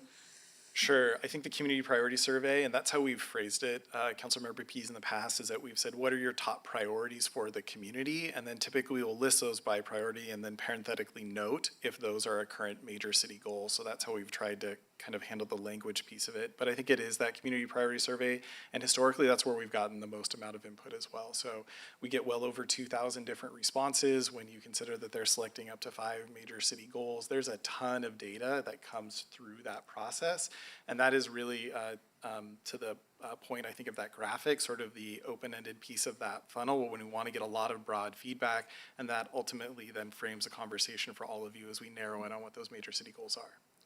It takes a lot of time to go through that data, I'm sure, too. But will there also be an open city hall option? I know that's been something that's been done in the past for people who... It'll actually all be run through Open City. Oh, okay. Yep, and so we've got a user group of about 1,300 people that have already signed up to subscribe to that service, and so they're a part of our distribution as well, but we'll try and invite other people into that platform. It has a lot of the data analytics built into it, and so we're doing far less sort of hand categorization of what those priorities are, and most often people are selecting from some of the predefined options that we've seen as priorities in the past.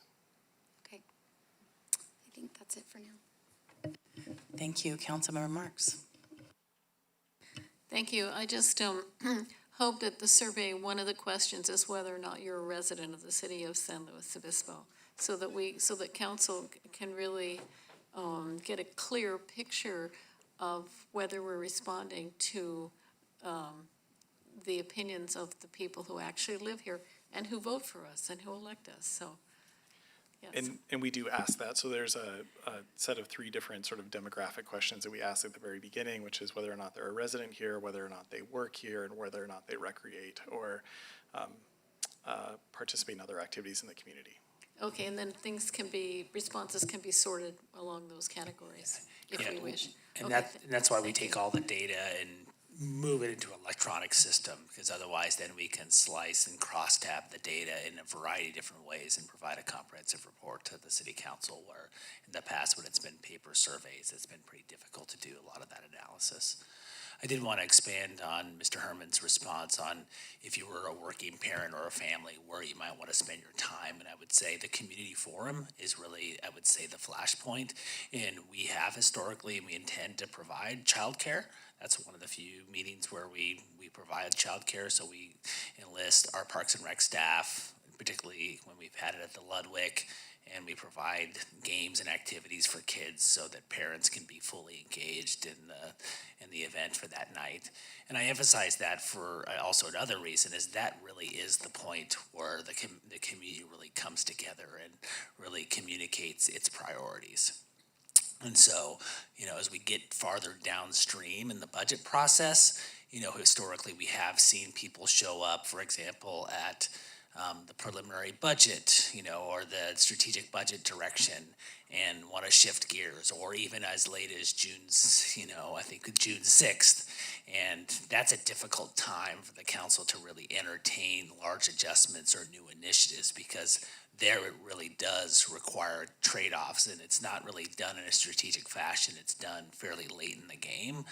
We've accommodated some small changes in the past because there were good ideas that came forward at the last minute that we hadn't thought through, but really would encourage people to really participate as early as possible.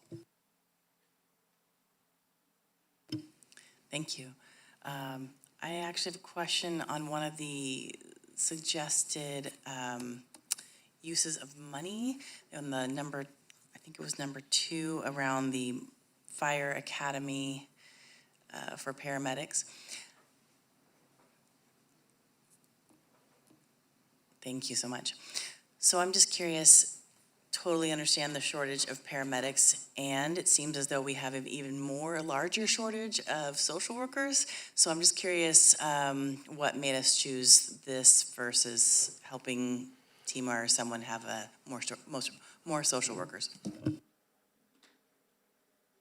If I could jump in, let me just hop in. I think they're two different things. Yeah, two separate things.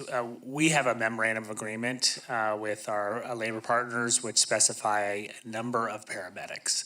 And there is a paramedic crisis across the United States, throughout California. I think the chief just shared with me that LA City is short over 300 paramedics. And so COVID had a lot of impacts. One of the impacts is we lost kind of the training pipeline for qualified paramedics. And so we currently don't have the minimum number. And so in order for us to get there and have a competitive advantage, we need to fund this academy to provide the standard of care that we've provided in the past. Yeah, that's correct. And so it's a combination of things. So in one part is that we do have vacancies right now. So actively, we have 5 vacancies. We're anticipating 7 by December. So in the last 4 years of becoming fire chief, with the 7, that'll make 26 firefighters that I've hired of 45 on our staff. So we've had a tremendous amount of turnover and retirements of our older folks, guys like myself that are getting ready to retire, and we're bringing in all these new firefighters. 12 of the 13 fire captains are paramedic captains as well. And so our standard, our minimum is to have 24 paramedics.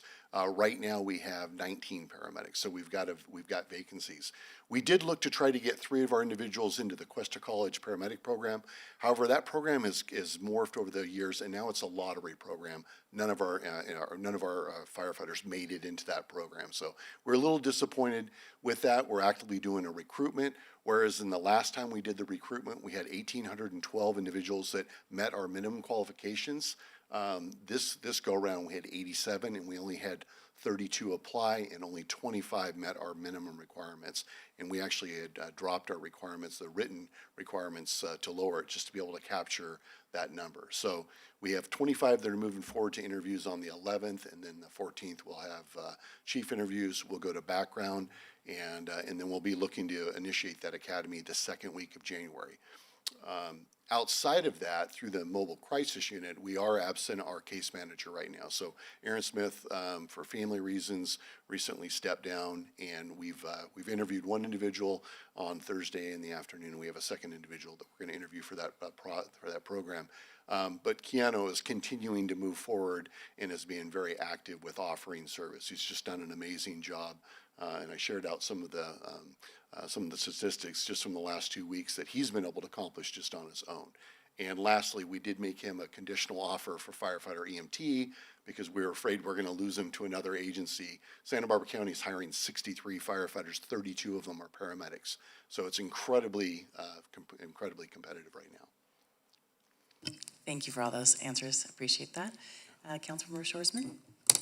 Sorry, I had one more detailed question that I didn't ask earlier about the community development revenue section of the report.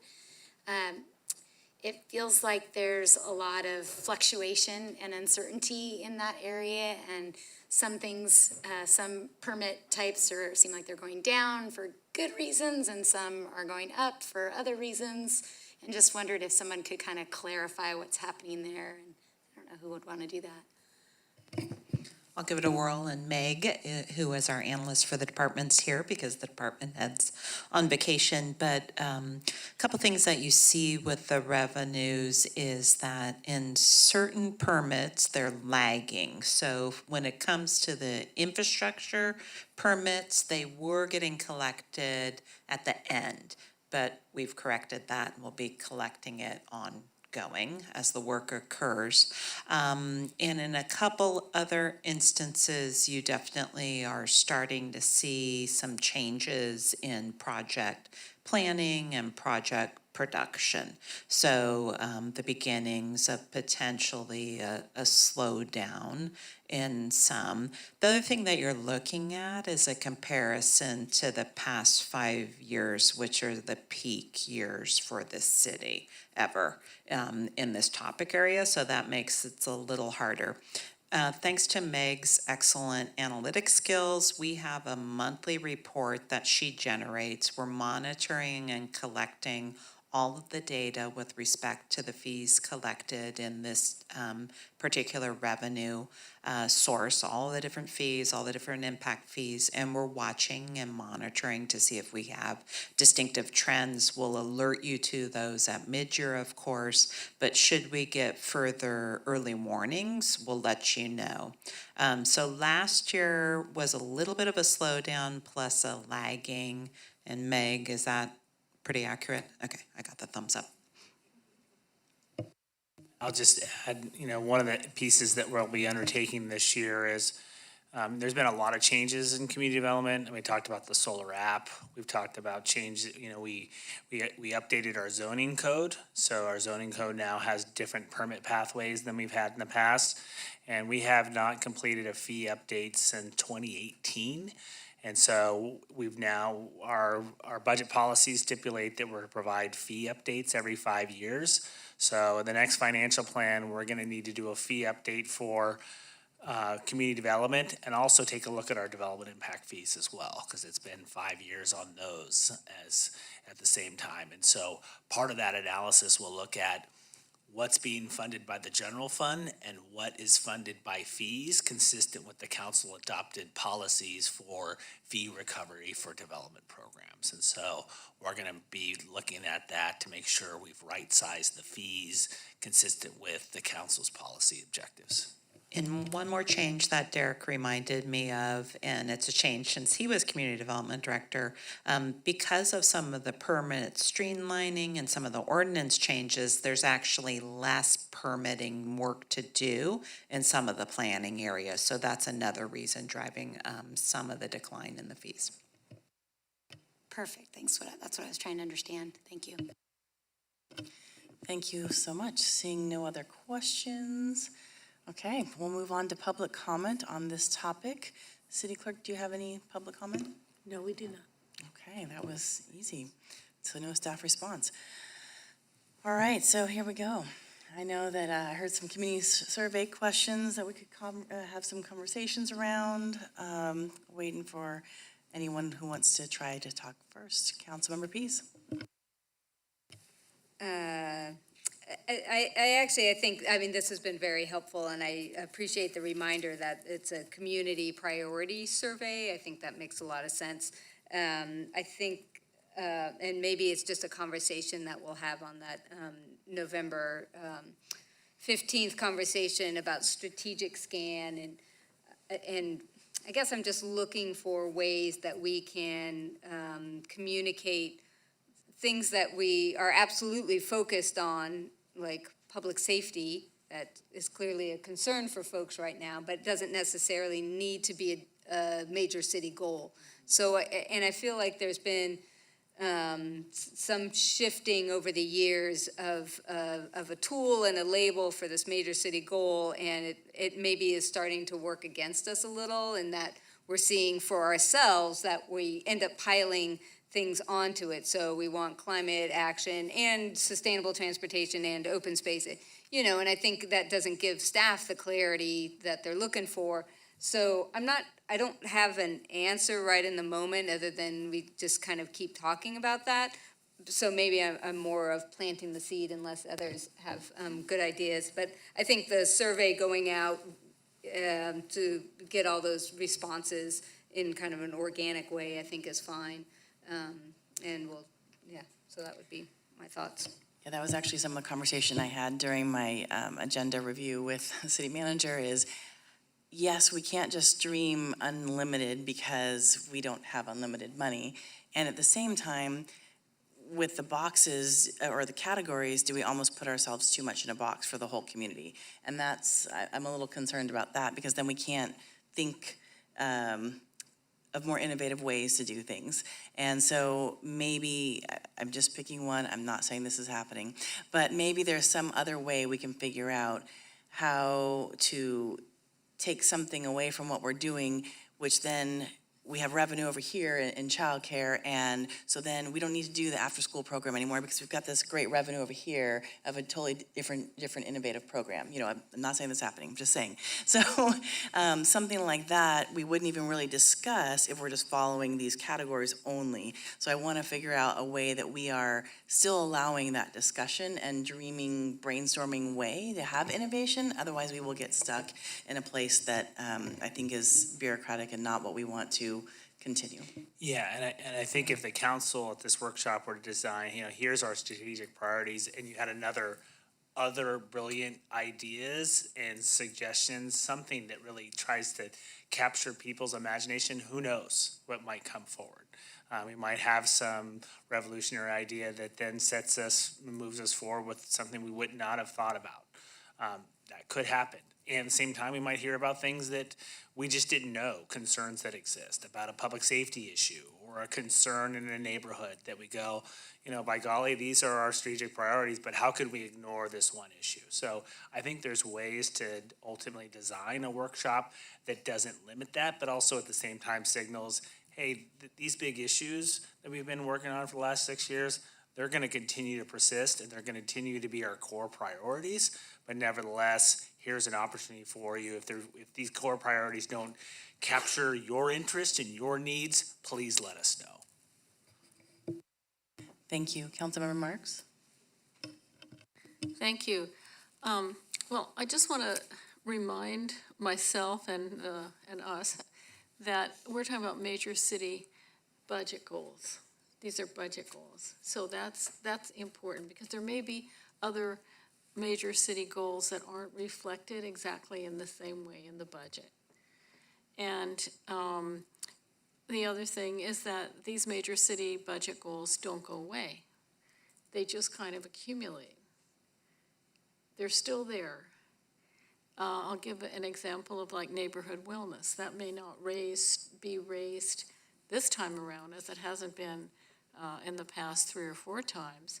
But nonetheless, the city continues to be very concerned about the quality of life in the neighborhoods, and are carrying out programs that were established as work programs back when that was a major city budget goal. And if at some point these programs have outlived their usefulness, I'm not saying with the neighborhood, but just in general, then we need to look and say, well, is this really working? The other thing I wanted to just add a perspective is that during COVID, the city was remarkable and just brilliant, really, at pivoting and being resilient and changing this and changing that. And so maybe for some of us, that's kind of a model of that sort of extreme flexibility that we had. And in my opinion, we are at a time where we can go back to a more kind of orderly, predictable sort of process. So I'm not in any way, how do I say, I'm not in any way opposed to doing innovative and wonderful things, but also, as Bill Statler used to say, the finance manager from back in the day, he said, we can do anything, but we can't do everything.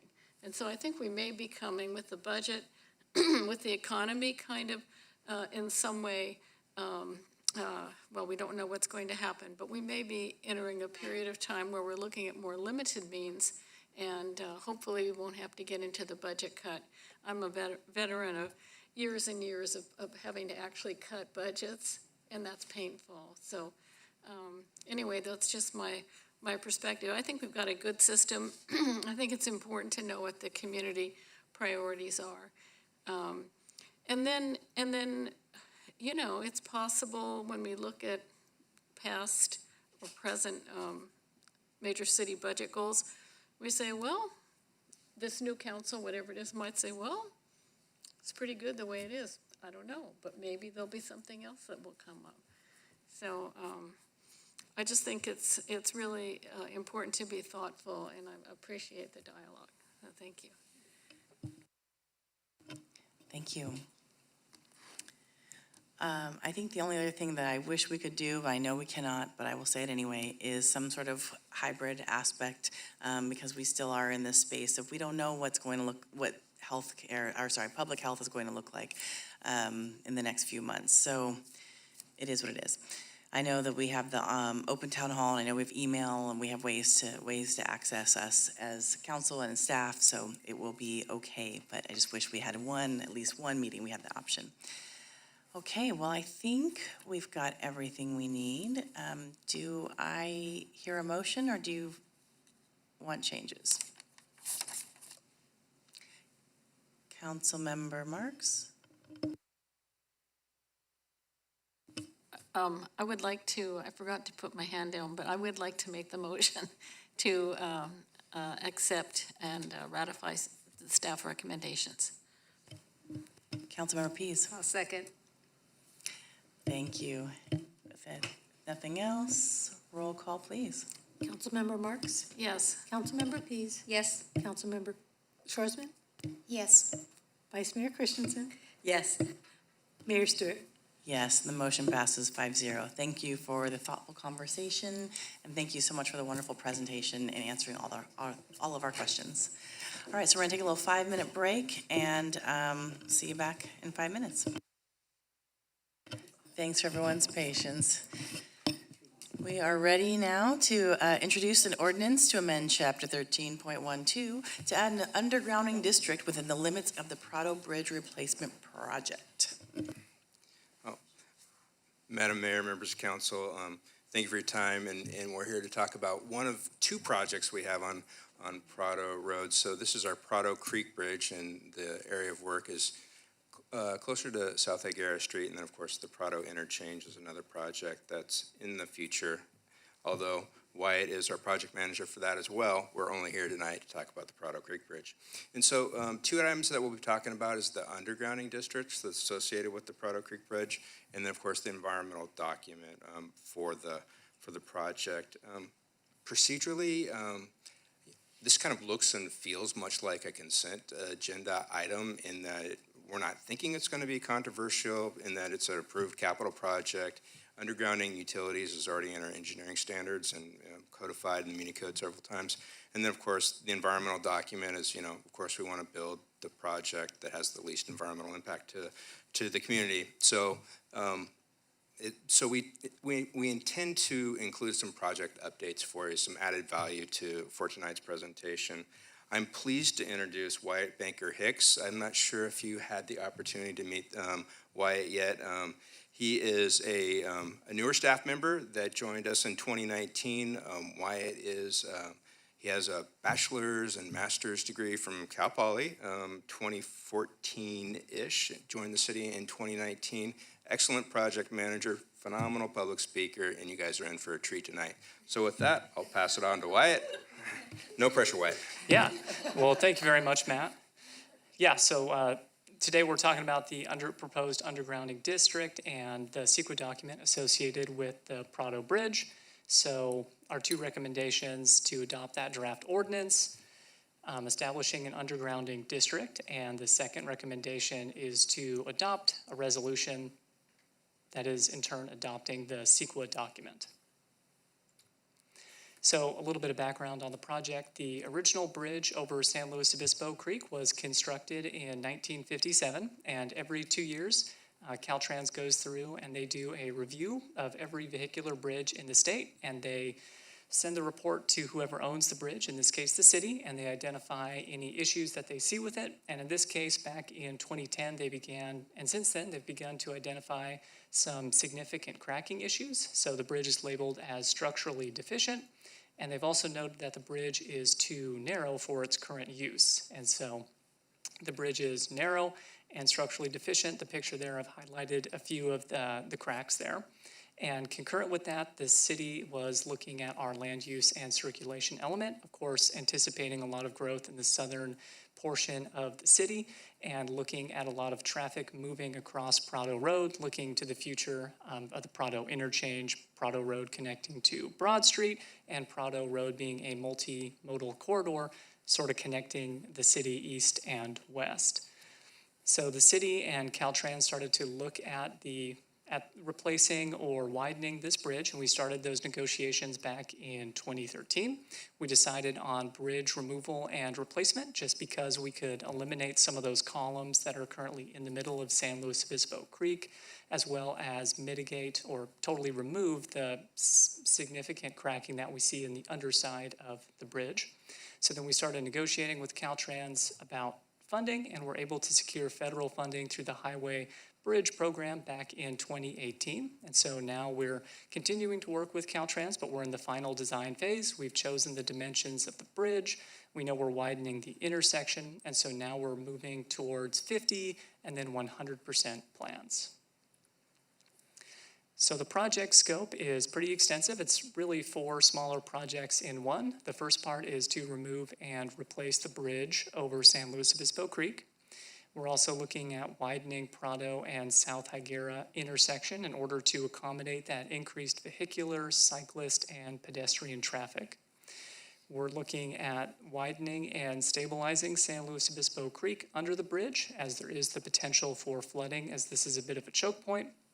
And then, as I also mentioned, we're looking at undergrounding all of the overhead utilities. Going through each piece in a little more detail, the existing bridge you can see is highlighted, sort of hatched in gray, I should say. The existing bridge is 25 feet wide, and if you've been out there, there's lots of vehicular traffic on there, and then there's oftentimes pedestrian or cyclist traffic, and there's not a lot of room for all three of those user types. And so the proposed bridge is significantly wider. It's 114 feet wide. We've got 6 vehicular lanes on there. That's about 72 feet of that. We've also got physically separated bicycle and pedestrian facilities. That's about 28 feet of that bridge, the rest being a median guardrail. And so the city decided, again, this is a multimodal corridor, and so we have physically separated cyclist and pedestrian facilities. An interesting portion of this bridge, an interesting piece about this bridge is it conveys a sewer trunk line, and that sewer line carries about 30% of the city's sewage. Because that trunk sewer line is right next to the wastewater treatment plant, it can't be moved vertically or horizontally, and so that sewer line has to be protected in place. And in previous years, where there have been significant flooding events, we've seen debris, things like tree trunks sweep under the bridge, catch on that sewer pipe. And so in order to protect that sewer pipe, as well as the major water and recycled water facilities, and gas facilities that are under there. The city's decided to keep the same height of the bridge. If you're looking to mitigate flooding, a lot of times a great thing to do is to raise the bridge higher and higher, but of course that would just expose that sewer line. So the city's built the bridge as high as possible while being able to protect those valuable facilities. And because, as I mentioned, this is a partially federally funded project, Caltrans and the Federal Highway Administration have some oversight on this project. So we've been working with Caltrans, both our local district and headquarters in Sacramento, to look at bridge construction techniques. How tall do those retaining walls along San Luis Obispo Creek have to be? And we've been having very thorough discussions over the past year or so. So as I mentioned, we're also looking to widen and armor a portion of San Luis Obispo Creek underneath the bridge, and that is to help convey additional waters during flooding events, but also to reestablish riparian vegetation and native vegetation to provide a superior wildlife corridor, as obviously we have a number of species of federal and state interest that use that as a wildlife passage. And because we're going with a single span bridge instead of the existing 3-span bridge, a 3-span bridge means you have 2 rows of columns in the creek. Single span removes all of those columns. So again, that helps the amount of water and especially the amount of debris you're able to carry through in a flood event, and that makes it less disruptive to wildlife as well. Next, we're looking at widening the Prado and South Higuera intersection. So this is going to have significant pedestrian, cyclist, and vehicular traffic. And so you can see we've widened the intersection to accommodate this very wide bridge. And the city decided on a signalized, protected style intersection. And again, because this is a multimodal corridor, the city wanted to make sure that cyclists and pedestrians had a physical separation from vehicles, and that vehicle speeds were reduced and drivers were more aware of pedestrians and cyclists making that crossing. And so that's what a protected style intersection allows us to do. And then finally, if you go out to the project site, you'll notice that there is a bevy of overhead utilities in the project area. There's a lot more utilities underground, but we'll focus on the ones that are overhead for now. And the 2 major facilities that are currently overhead are electrical, of course, PG&E, and communication, if you think of like Charter as an example of a communications company. PG&E is the one out there who maintains the poles. Their wires, the electrical wires, are all the way at the top. And then the larger, thicker wires, about halfway up the pole, those are the communications companies. And typically what happens if PG&E decides to underground, those communication companies will partner with PG&E, put everyone's lines underground at the same time, or in this case, partner with the city. We'll provide the trench, they'll lay their lines, and then we'll go ahead and continue construction. So you can see that these couple of pictures illustrate how congested the overhead situation is at this point. And if you could imagine trying to widen this intersection and also looking at resiliency topics, looking at minimizing the likelihood of a vehicular strike or power loss due to a high wind event. And then, of course, looking at the franchise agreement that the city signed with PG&E back in 1978. It's our intent to underground all utilities as expeditiously as possible. This seems like a prime candidate to do so. So as I mentioned, undergrounding has a few benefits within this project. It's first and foremost increasing resiliency, making these facilities less vulnerable to vehicular impact, high winds, earthquakes.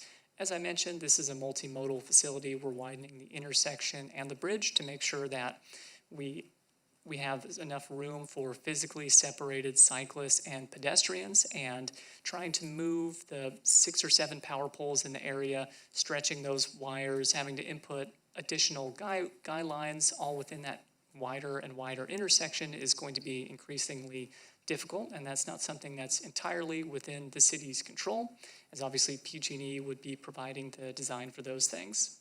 Aesthetics is another thing. As we look at a revitalized Prado corridor, we look to the interchange, the expansion of Prado Road all the way over to Broad Street, and clear sight lines are definitely something that's important in making this an inviting area to go to.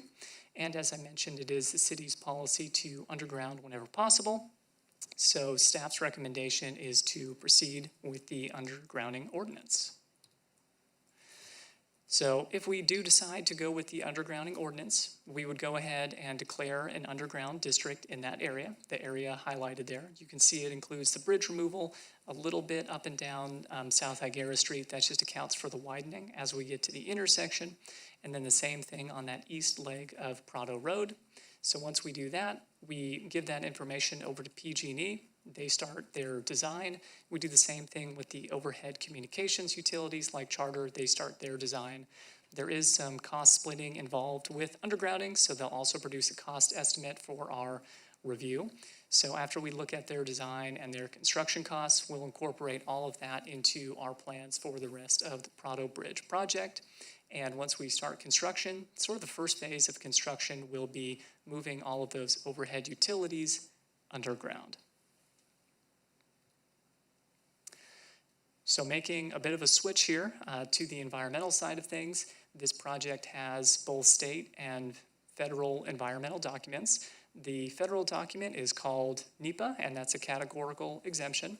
Because we're receiving federal funding on this project, we do have to create a NEPA document. Caltrans is the one that prepares and approves that document, so we will be reviewing and providing comment. But the one that's really in our control is CEQA, the state environmental document. The city is the lead agency and approver on that one, and this is an initial study mitigated negative declaration. So that's the tier of environmental document based on our proposed impacts to the community and the environment. So both the CEQA and the NEPA document are essentially a collection of all these environmental technical reports. And these environmental technical reports have been reviewed and approved by both Caltrans and the city, since they're going to be used by both documents. And these environmental technical reports, what they do is they identify potential major impacts to the community and the environment. So things like aesthetics this project could have an impact on. Agriculture and forestry, not really relevant. Air quality, biological resources, noise, and transportation, those were all identified as potential impacts, need to mitigate those impacts, and so these environmental technical reports give the NEPA and CEQA documents the series of recommended mitigation measures. And we'll go ahead and go through and highlight a few of the major ones, but our recommendation is to approve those mitigation measures with the CEQA document as a whole in order to avoid significant impacts to the community or environment. So looking at air quality, a few of the mitigation measures, and some of these are going to be pretty standard to any project. Some of them are going to be unique to the Prado Bridge. Restricting idling of vehicles, making sure that you have water trucks and you're managing your stockpiles to prevent fugitive dust from escaping the site during wind events, making sure that you sample for asbestos. These are all fairly boilerplate recommendations. When we jump down to biological resources, as I mentioned, there's a series of state and federal species of interest in the project areas. We've got monarch butterfly, red-legged frog, steelhead trout. So making sure we have a biologist on site, making sure we do a site survey prior to starting construction, making sure that when we're in the creek, we're doing so in a low flow environment, which is typically during the summer, to make sure we're not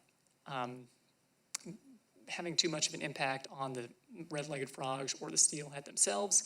And as I mentioned, making sure we have a biologist there training construction workers and looking out for any impacts to the environment or to the species themselves.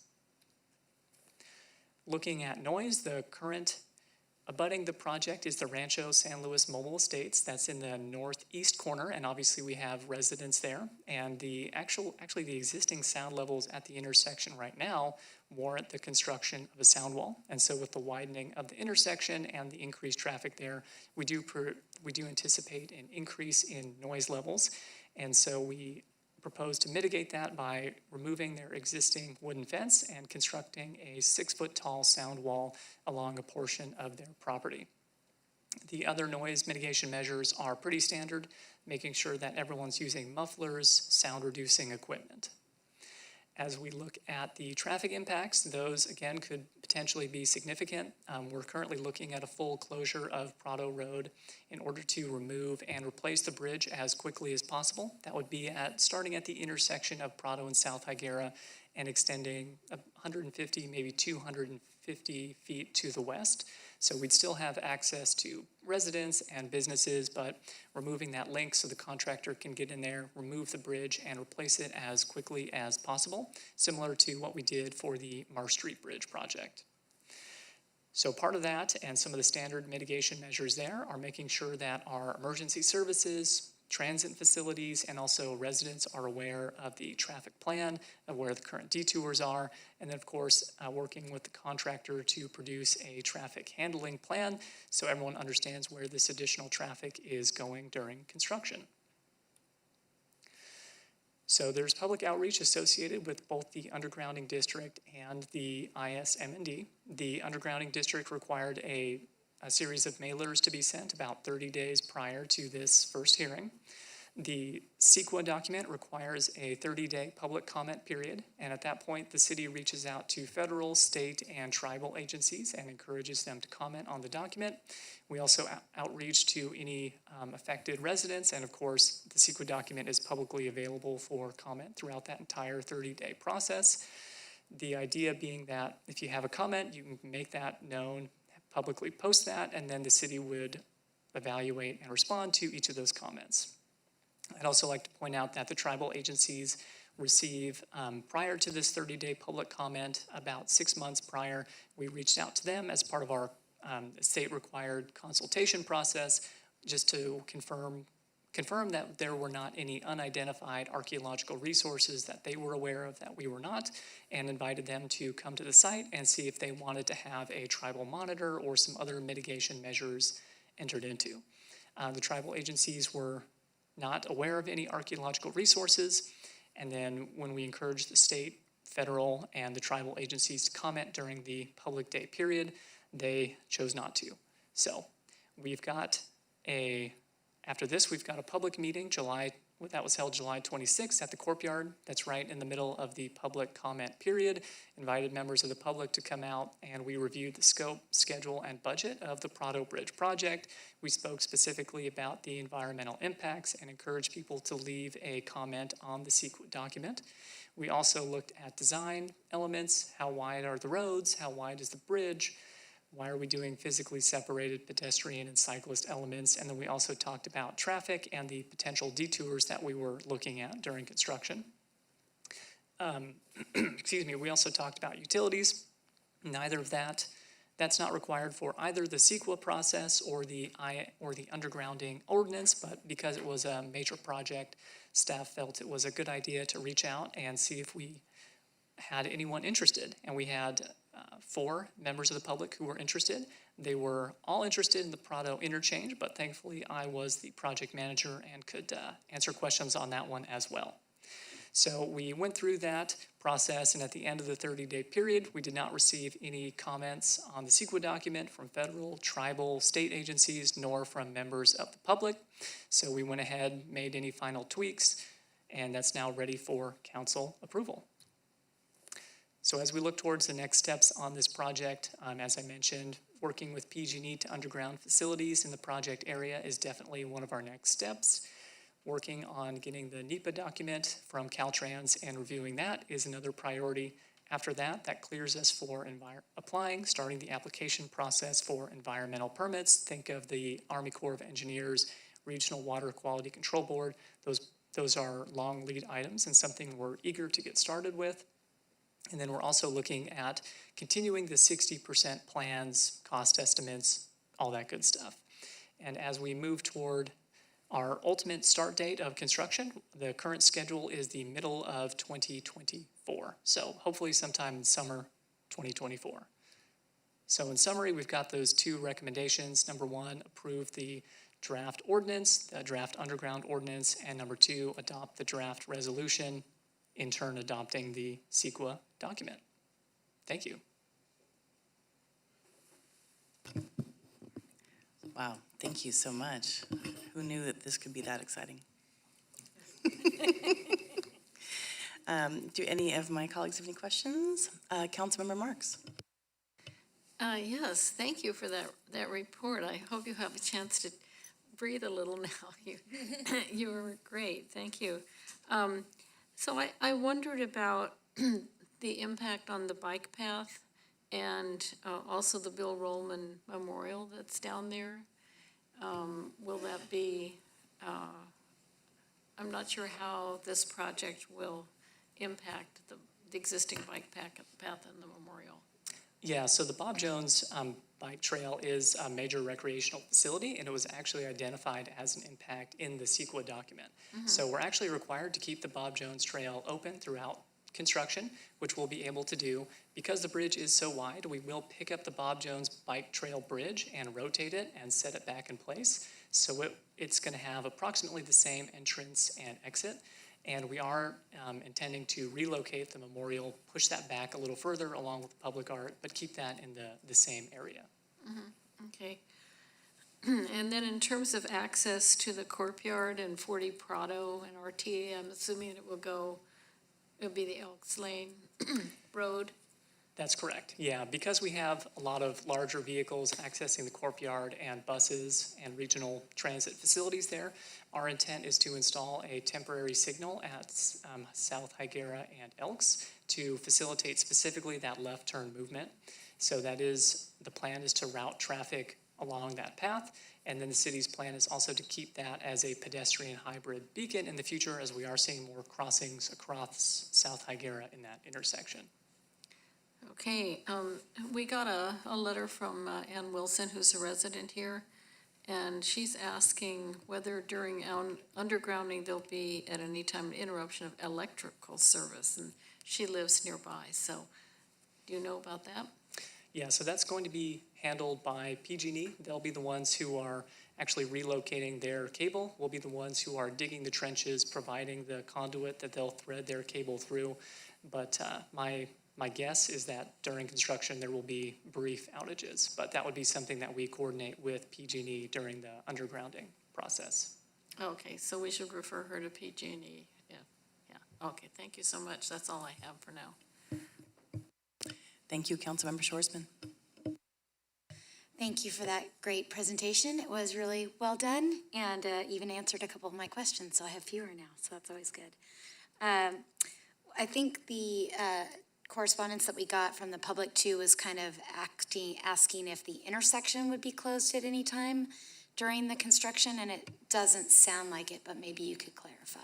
Yeah, so the intersection will be partially closed throughout portions of construction, but any full closures we would anticipate to be temporary in duration and at night, just because we have so much traffic along South Higuera and Prado. So for example, we do not anticipate closing the intersection for a week or for a month. We anticipate closing it for a few hours during the evening, closing off half of the intersection during the day, and then flipping over to working on the other side of South Higuera and closing that half of the intersection, but maintaining access to businesses and residences throughout construction. Okay, and then I think I got a little bit confused about the costs that are documented in the staff report earlier today during agenda review, and I was asking about the costs. The costs that are outlined here, it's like $5.1 million. That's just for the undergrounding, right? That's just the portion that we're talking about today. It's not the cost of the whole bridge. That's correct, yeah. We don't know the cost of undergrounding at this point, so we need to submit our application to PG&E, wait about 6 months. They'll look at the cost of undergrounding minus the cost of just relocating their poles overhead, and then that's the portion of undergrounding that the city would have to pay. So we don't know at this time, but the cost of the bridge and intersection work is anticipated to be about $22 million. Okay. But that's all allocated for in other places, and that expense has already been taken care of. We're just looking at the additional cost right now. Correct, tonight, just the undergrounding and why it is prepared. If we want to just do a refresh on the budget of the bridge, we're happy to do that if the council just wants to preview that, because I think there may be some questions about that. I don't need to ask for that now, but it sounds like others might, so I'll let them do that. It sounds like there was some attendance at the public meeting on July 26th. I'm just curious, was there any feedback other than what we've received in public comment or concerns that people voiced? Yeah, the only concern that was voiced was not related to CEQA, but was a comment about maintaining access to residences and businesses. So concerned that the automotive shops on Prado Road might be temporarily impacted or permanently impacted by the bridge. It's the city's intent to maintain access to businesses and residences throughout construction. Okay. Thank you so much. Thank you, Councilmember Pease. Thank you so much. I think the couple of questions that I have are about the environmental mitigated negative deck. An impressive document. My gratitude. It's you go through and it's just like the source references are. There's 56 of them. I mean, this is a very thorough document. So my gratitude for all of that. The couple of questions I have on that. The first is about the restoration area. Seems kind of far away, and I'm wondering if you can talk about how that area was picked and how that does the mitigation. Yeah. So I think you're referring to the offsite mitigation area, and that was because we're removing and clearing vegetation within the project area. Whenever you do that, permitting agencies typically require, for example, every tree you remove, you plant 3 more. And so what we decided to do was seek a riparian area similar to San Luis Obispo Creek that was in need of some restoration work. And what we were looking for was a site that was relatively secure. So if we installed irrigation systems, they wouldn't be damaged. A site that had irrigation water to start with, and then one that was relatively close to the project site. And so we had originally looked at an area in South Higuera, slightly south of city limits, but it didn't have any irrigation water nearby. There were a significant number of unhoused people living there at the time, and there was concern that there could be damage to the irrigation systems. And so that after you plant everything, you monitor it for 5 years, and there was concern that a lot of that stuff installed would be damaged. And so we decided to move that into the newly installed Rigetti Ranch development, where we have a developer there who's installing some offsite or some mitigation, I should say, of the riparian zone of their own. So they have a very nearby irrigation system that we can very easily utilize. There's also going to be some other city mitigation work, I believe, with the Tank Farm Orchid Roundabout in that area. And so we decided that it would synergize and help rebuild a significant portion of that riparian zone. And so for that reason, it was chosen. Yeah, thank you. Yeah, interesting, the review, because, it seems like ideally it'd be within the water body that you're actually doing in the moment, but I could see that having the continuity, the contiguous areas would have a separate kind of additive benefit. Thanks. And then my second question is about GHG emissions, and I can see that the proposed project is better from a vehicle movement than no project at all once the traffic develops. And I'm wondering about the GHG emissions from the carbon emissions from the concrete itself. So, tearing down one and then doing this ginormous bridge, which we spent a lot of time talking about, like, any way to make this thing smaller, and it's like, okay, we really can't make it smaller. And so I'm wondering, is that accounted for in an environmental review? And then 2, even if it isn't, are there ways that if we are gonna have to, have all this concrete, that we can include a lower carbon concrete that are kind of coming more mainstream these days? Yeah, absolutely. So as part of the environmental technical report that covered air quality, it also covered greenhouse gas emissions. And as you mentioned, it looked at operational greenhouse gas emissions, keeping the no build, keep the bridge as 2 lanes versus the build. And that showed significant reduction in greenhouse gases because you'd have less vehicles idling, therefore less greenhouse gases emitted. It did also look at the greenhouse gases that would be emitted during the construction event itself. So to use some round numbers here, I think the no-build operational option over the next 25 years would emit approximately 800 tons of greenhouse gases. The build option would produce about 400 tons of greenhouse gases, and then actually constructing the build option would create about 40 tons of greenhouse gases. But you're right, the bridge will be concrete, and that's a major contributor to greenhouse gases. In terms of reducing the greenhouse gas emissions of the concrete, oftentimes the best way, or the first place to look, is the cement itself. As the creation of cement, obviously the decomposition of limestone releases a tremendous amount of CO2, and then of course the energy you have to expend in order to heat it, crush it, and then mix it, and then ship it. And so what Caltrans has been looking at, and what we've actually been looking at within the city as well, is the use of high limestone cement concrete. So instead of using 100% cement, you use 92% cement and 8% limestone.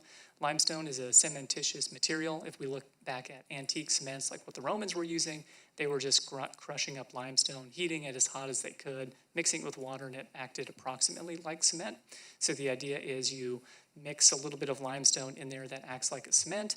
You mix in a significant amount of cement, and it all ends up being approximately as strong and having similar properties anyways. This is a class I teach. Yeah, absolutely. It's something I'm interested in, to be sure. And so that does reduce greenhouse gas emissions, I think in the 7 to 10% range. But the 40 tons of construction greenhouse gases, I'm not sure what percentage of that was the concrete bridge versus all of the paving.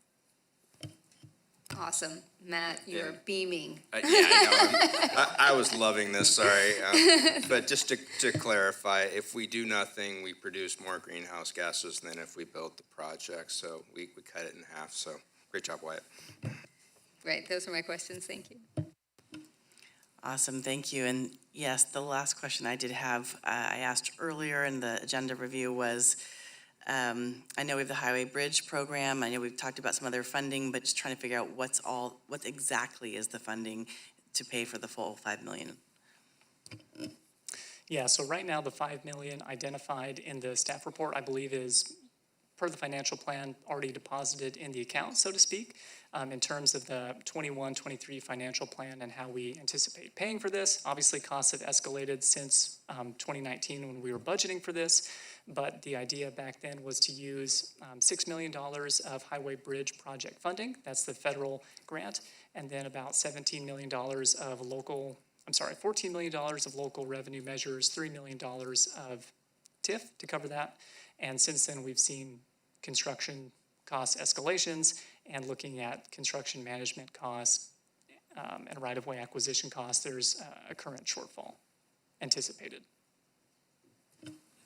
I just add, as you know, we were able to secure some community funding through the federal government for this project, so we've got some funding for this. So we're still putting together a project budget. There's going to be an ask in the 23 to 25 financial plan, but this is a perfect project that should fit into a variety of grant funding programs. I mean, where the cities is benefiting in terms of multimodal transportation, greenhouse gas reduction, and it's supporting housing. So it hits a lot of the targets.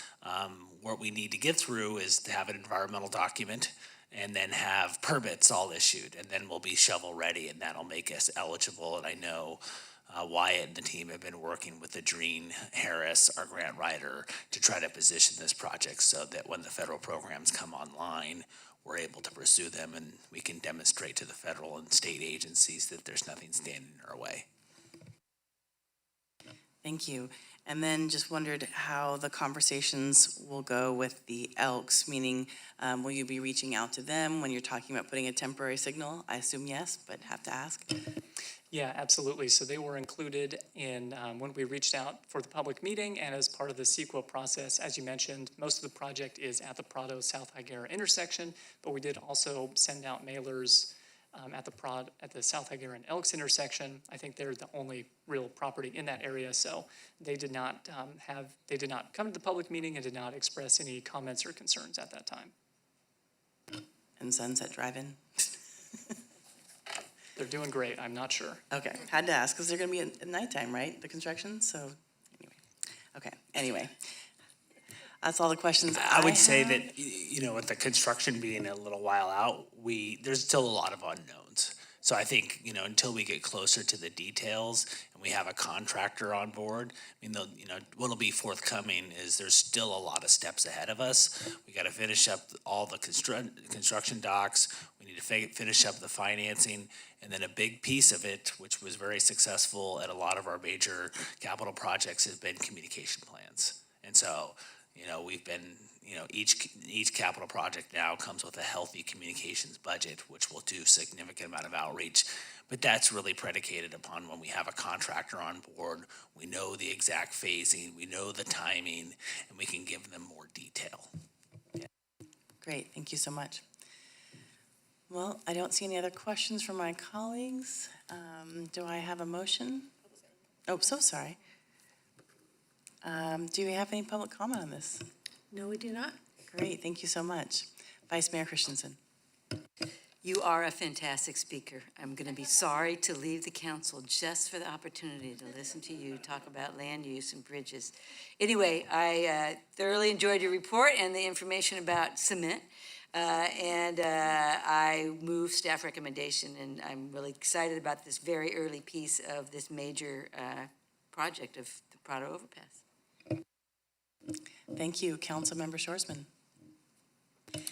Ditto what the vice mayor said. I think watching you explain the concrete engaged with Councilmember Pease was a treat. I'm excited about this bridge. I've seen the plans for a long time. There's so, much danger there for pedestrians and cyclists right now, and the opportunities for collision points are just not good, especially with the homeless population that tends to frequent that area since it's so close to 40 Prado. So I'm just really looking forward to seeing that whole stretch go forward, and didn't bring it up today or in my comments tonight or questions tonight because we talked about it in agenda review today, but also glad that with the undergrounding, there's consideration being made for future broadband expansion, undergrounding of that kind of infrastructure also. Just really glad to hear it moving forward, and thank you for your work on it. Can I have a roll call? Oh, I think that was, That can be a second. sorry, I assumed it was a second. Didn't hear the word. Vice Mayor Christensen? Yes. Councilmember Shorsman? Yes. Councilmember Marks? Yes. Councilmember Pease? Yes. Mayor Stewart? Yes, motion passes 5-0. Thank you so much. As I drove by there today, I thought about what this presentation would be like, and really excited to hear you speak to us today. And excited for your students who probably get to hear a lot of really good stuff. So thank you. Well, at this time, it's liaison reports and communications. Does anyone have any liaison reports? Councilmember Marks. Yes, I have a brief one from the Air Pollution Control District. I sit on the board there representing the city. And the state of California, the Parks Department that's in charge of the altering vehicle park down there in Oceano, has refused to submit any changes to any of the effort to mitigate the dust that's being propagated by the use of the park there. And so the Air Pollution Control District said, sorry, you have to take another run at it. You can't just say, oh, we're not going to do anything. So they went, oh, okay. So they submitted a revised second draft of the 2022 annual report and work plan. And there's going to be a public workshop on that draft during the Air Pollution Control District Hearing Board meeting on October 14th, 2022, which the public is certainly welcome to listen in to. It's going to be via Zoom, but people can ask questions. And so what the Air Pollution Control District has done is made an application to amend the stipulated order of abatement and extend it for 2 years. And so State Parks is either going to agree to that, or if the hearing board declines to approve it, State Parks will be required to implement the secondary work plan, which they had previously said they weren't going to do. So there you go. And that's all, the update from the Air Pollution Control District. Thank you. Thank you. Councilmember Pease. Thank you so much. I just wanted to let folks know there's a pretty cool Safe Streets Forum going on tonight and tomorrow night, and actually part of the day. It's organized through SlowCog. It's kind of a multimodal safety, part of zero loss, what do we call the, Vision Zero, thank you. And it's a kind of a system-wide about both design and communication and follow-up after incidences, et cetera. And it's a kind of a select group of 50-ish folks, and we, at the city, we were, as a SlowCog member, I was able to invite 4 of folks from our advisory bodies, so someone from mass transit, couple from active transportation, and one from the planning commission as city representatives, and I'll be able to attend myself tomorrow night. So, yeah, I'll let folks know how that goes down. And our city staff, Luke Schwartz, is one of the speakers tomorrow. Awesome, thank you. Well, I have a couple, I think almost all of us attended the ribbon cutting for the animal shelter, and that was pretty fantastic last week, not just because there were adorable puppies, but because it was an amazing facility. Also on Saturday, I attended the Veterans Outreach 10-year anniversary at the PAD, and it was really awesome to see all of the resources and services there are for veterans in our county. And when we remember the amount of suicides and homelessness that affect our veterans, it's really concerning, and the fact that we have resources here is really good. I also attended the SLOW Advisory Committee for REACH on Wednesday, and really looking forward to seeing, or really enjoyed seeing all of the regional work they're doing.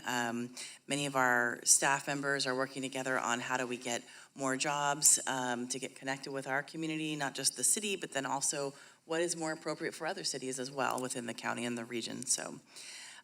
Also, we had the National Drive Electric Week last week. Got to speak behind Dick's Sporting Goods, and it was really fun. I've never wanted a truck, but the F-150 Lightning is amazing and can even power your house, so kind of cool. And I just want to say I'm looking forward to our ribbon cutting this week on Friday at Tank Farm Roundabout, and seeing the public art is going to be really great. So thank you so much, and I tried stealthily to ask this question, but no luck. City Attorney or City Clerk, do I need to announce the October 11th meeting? Yes? Okay.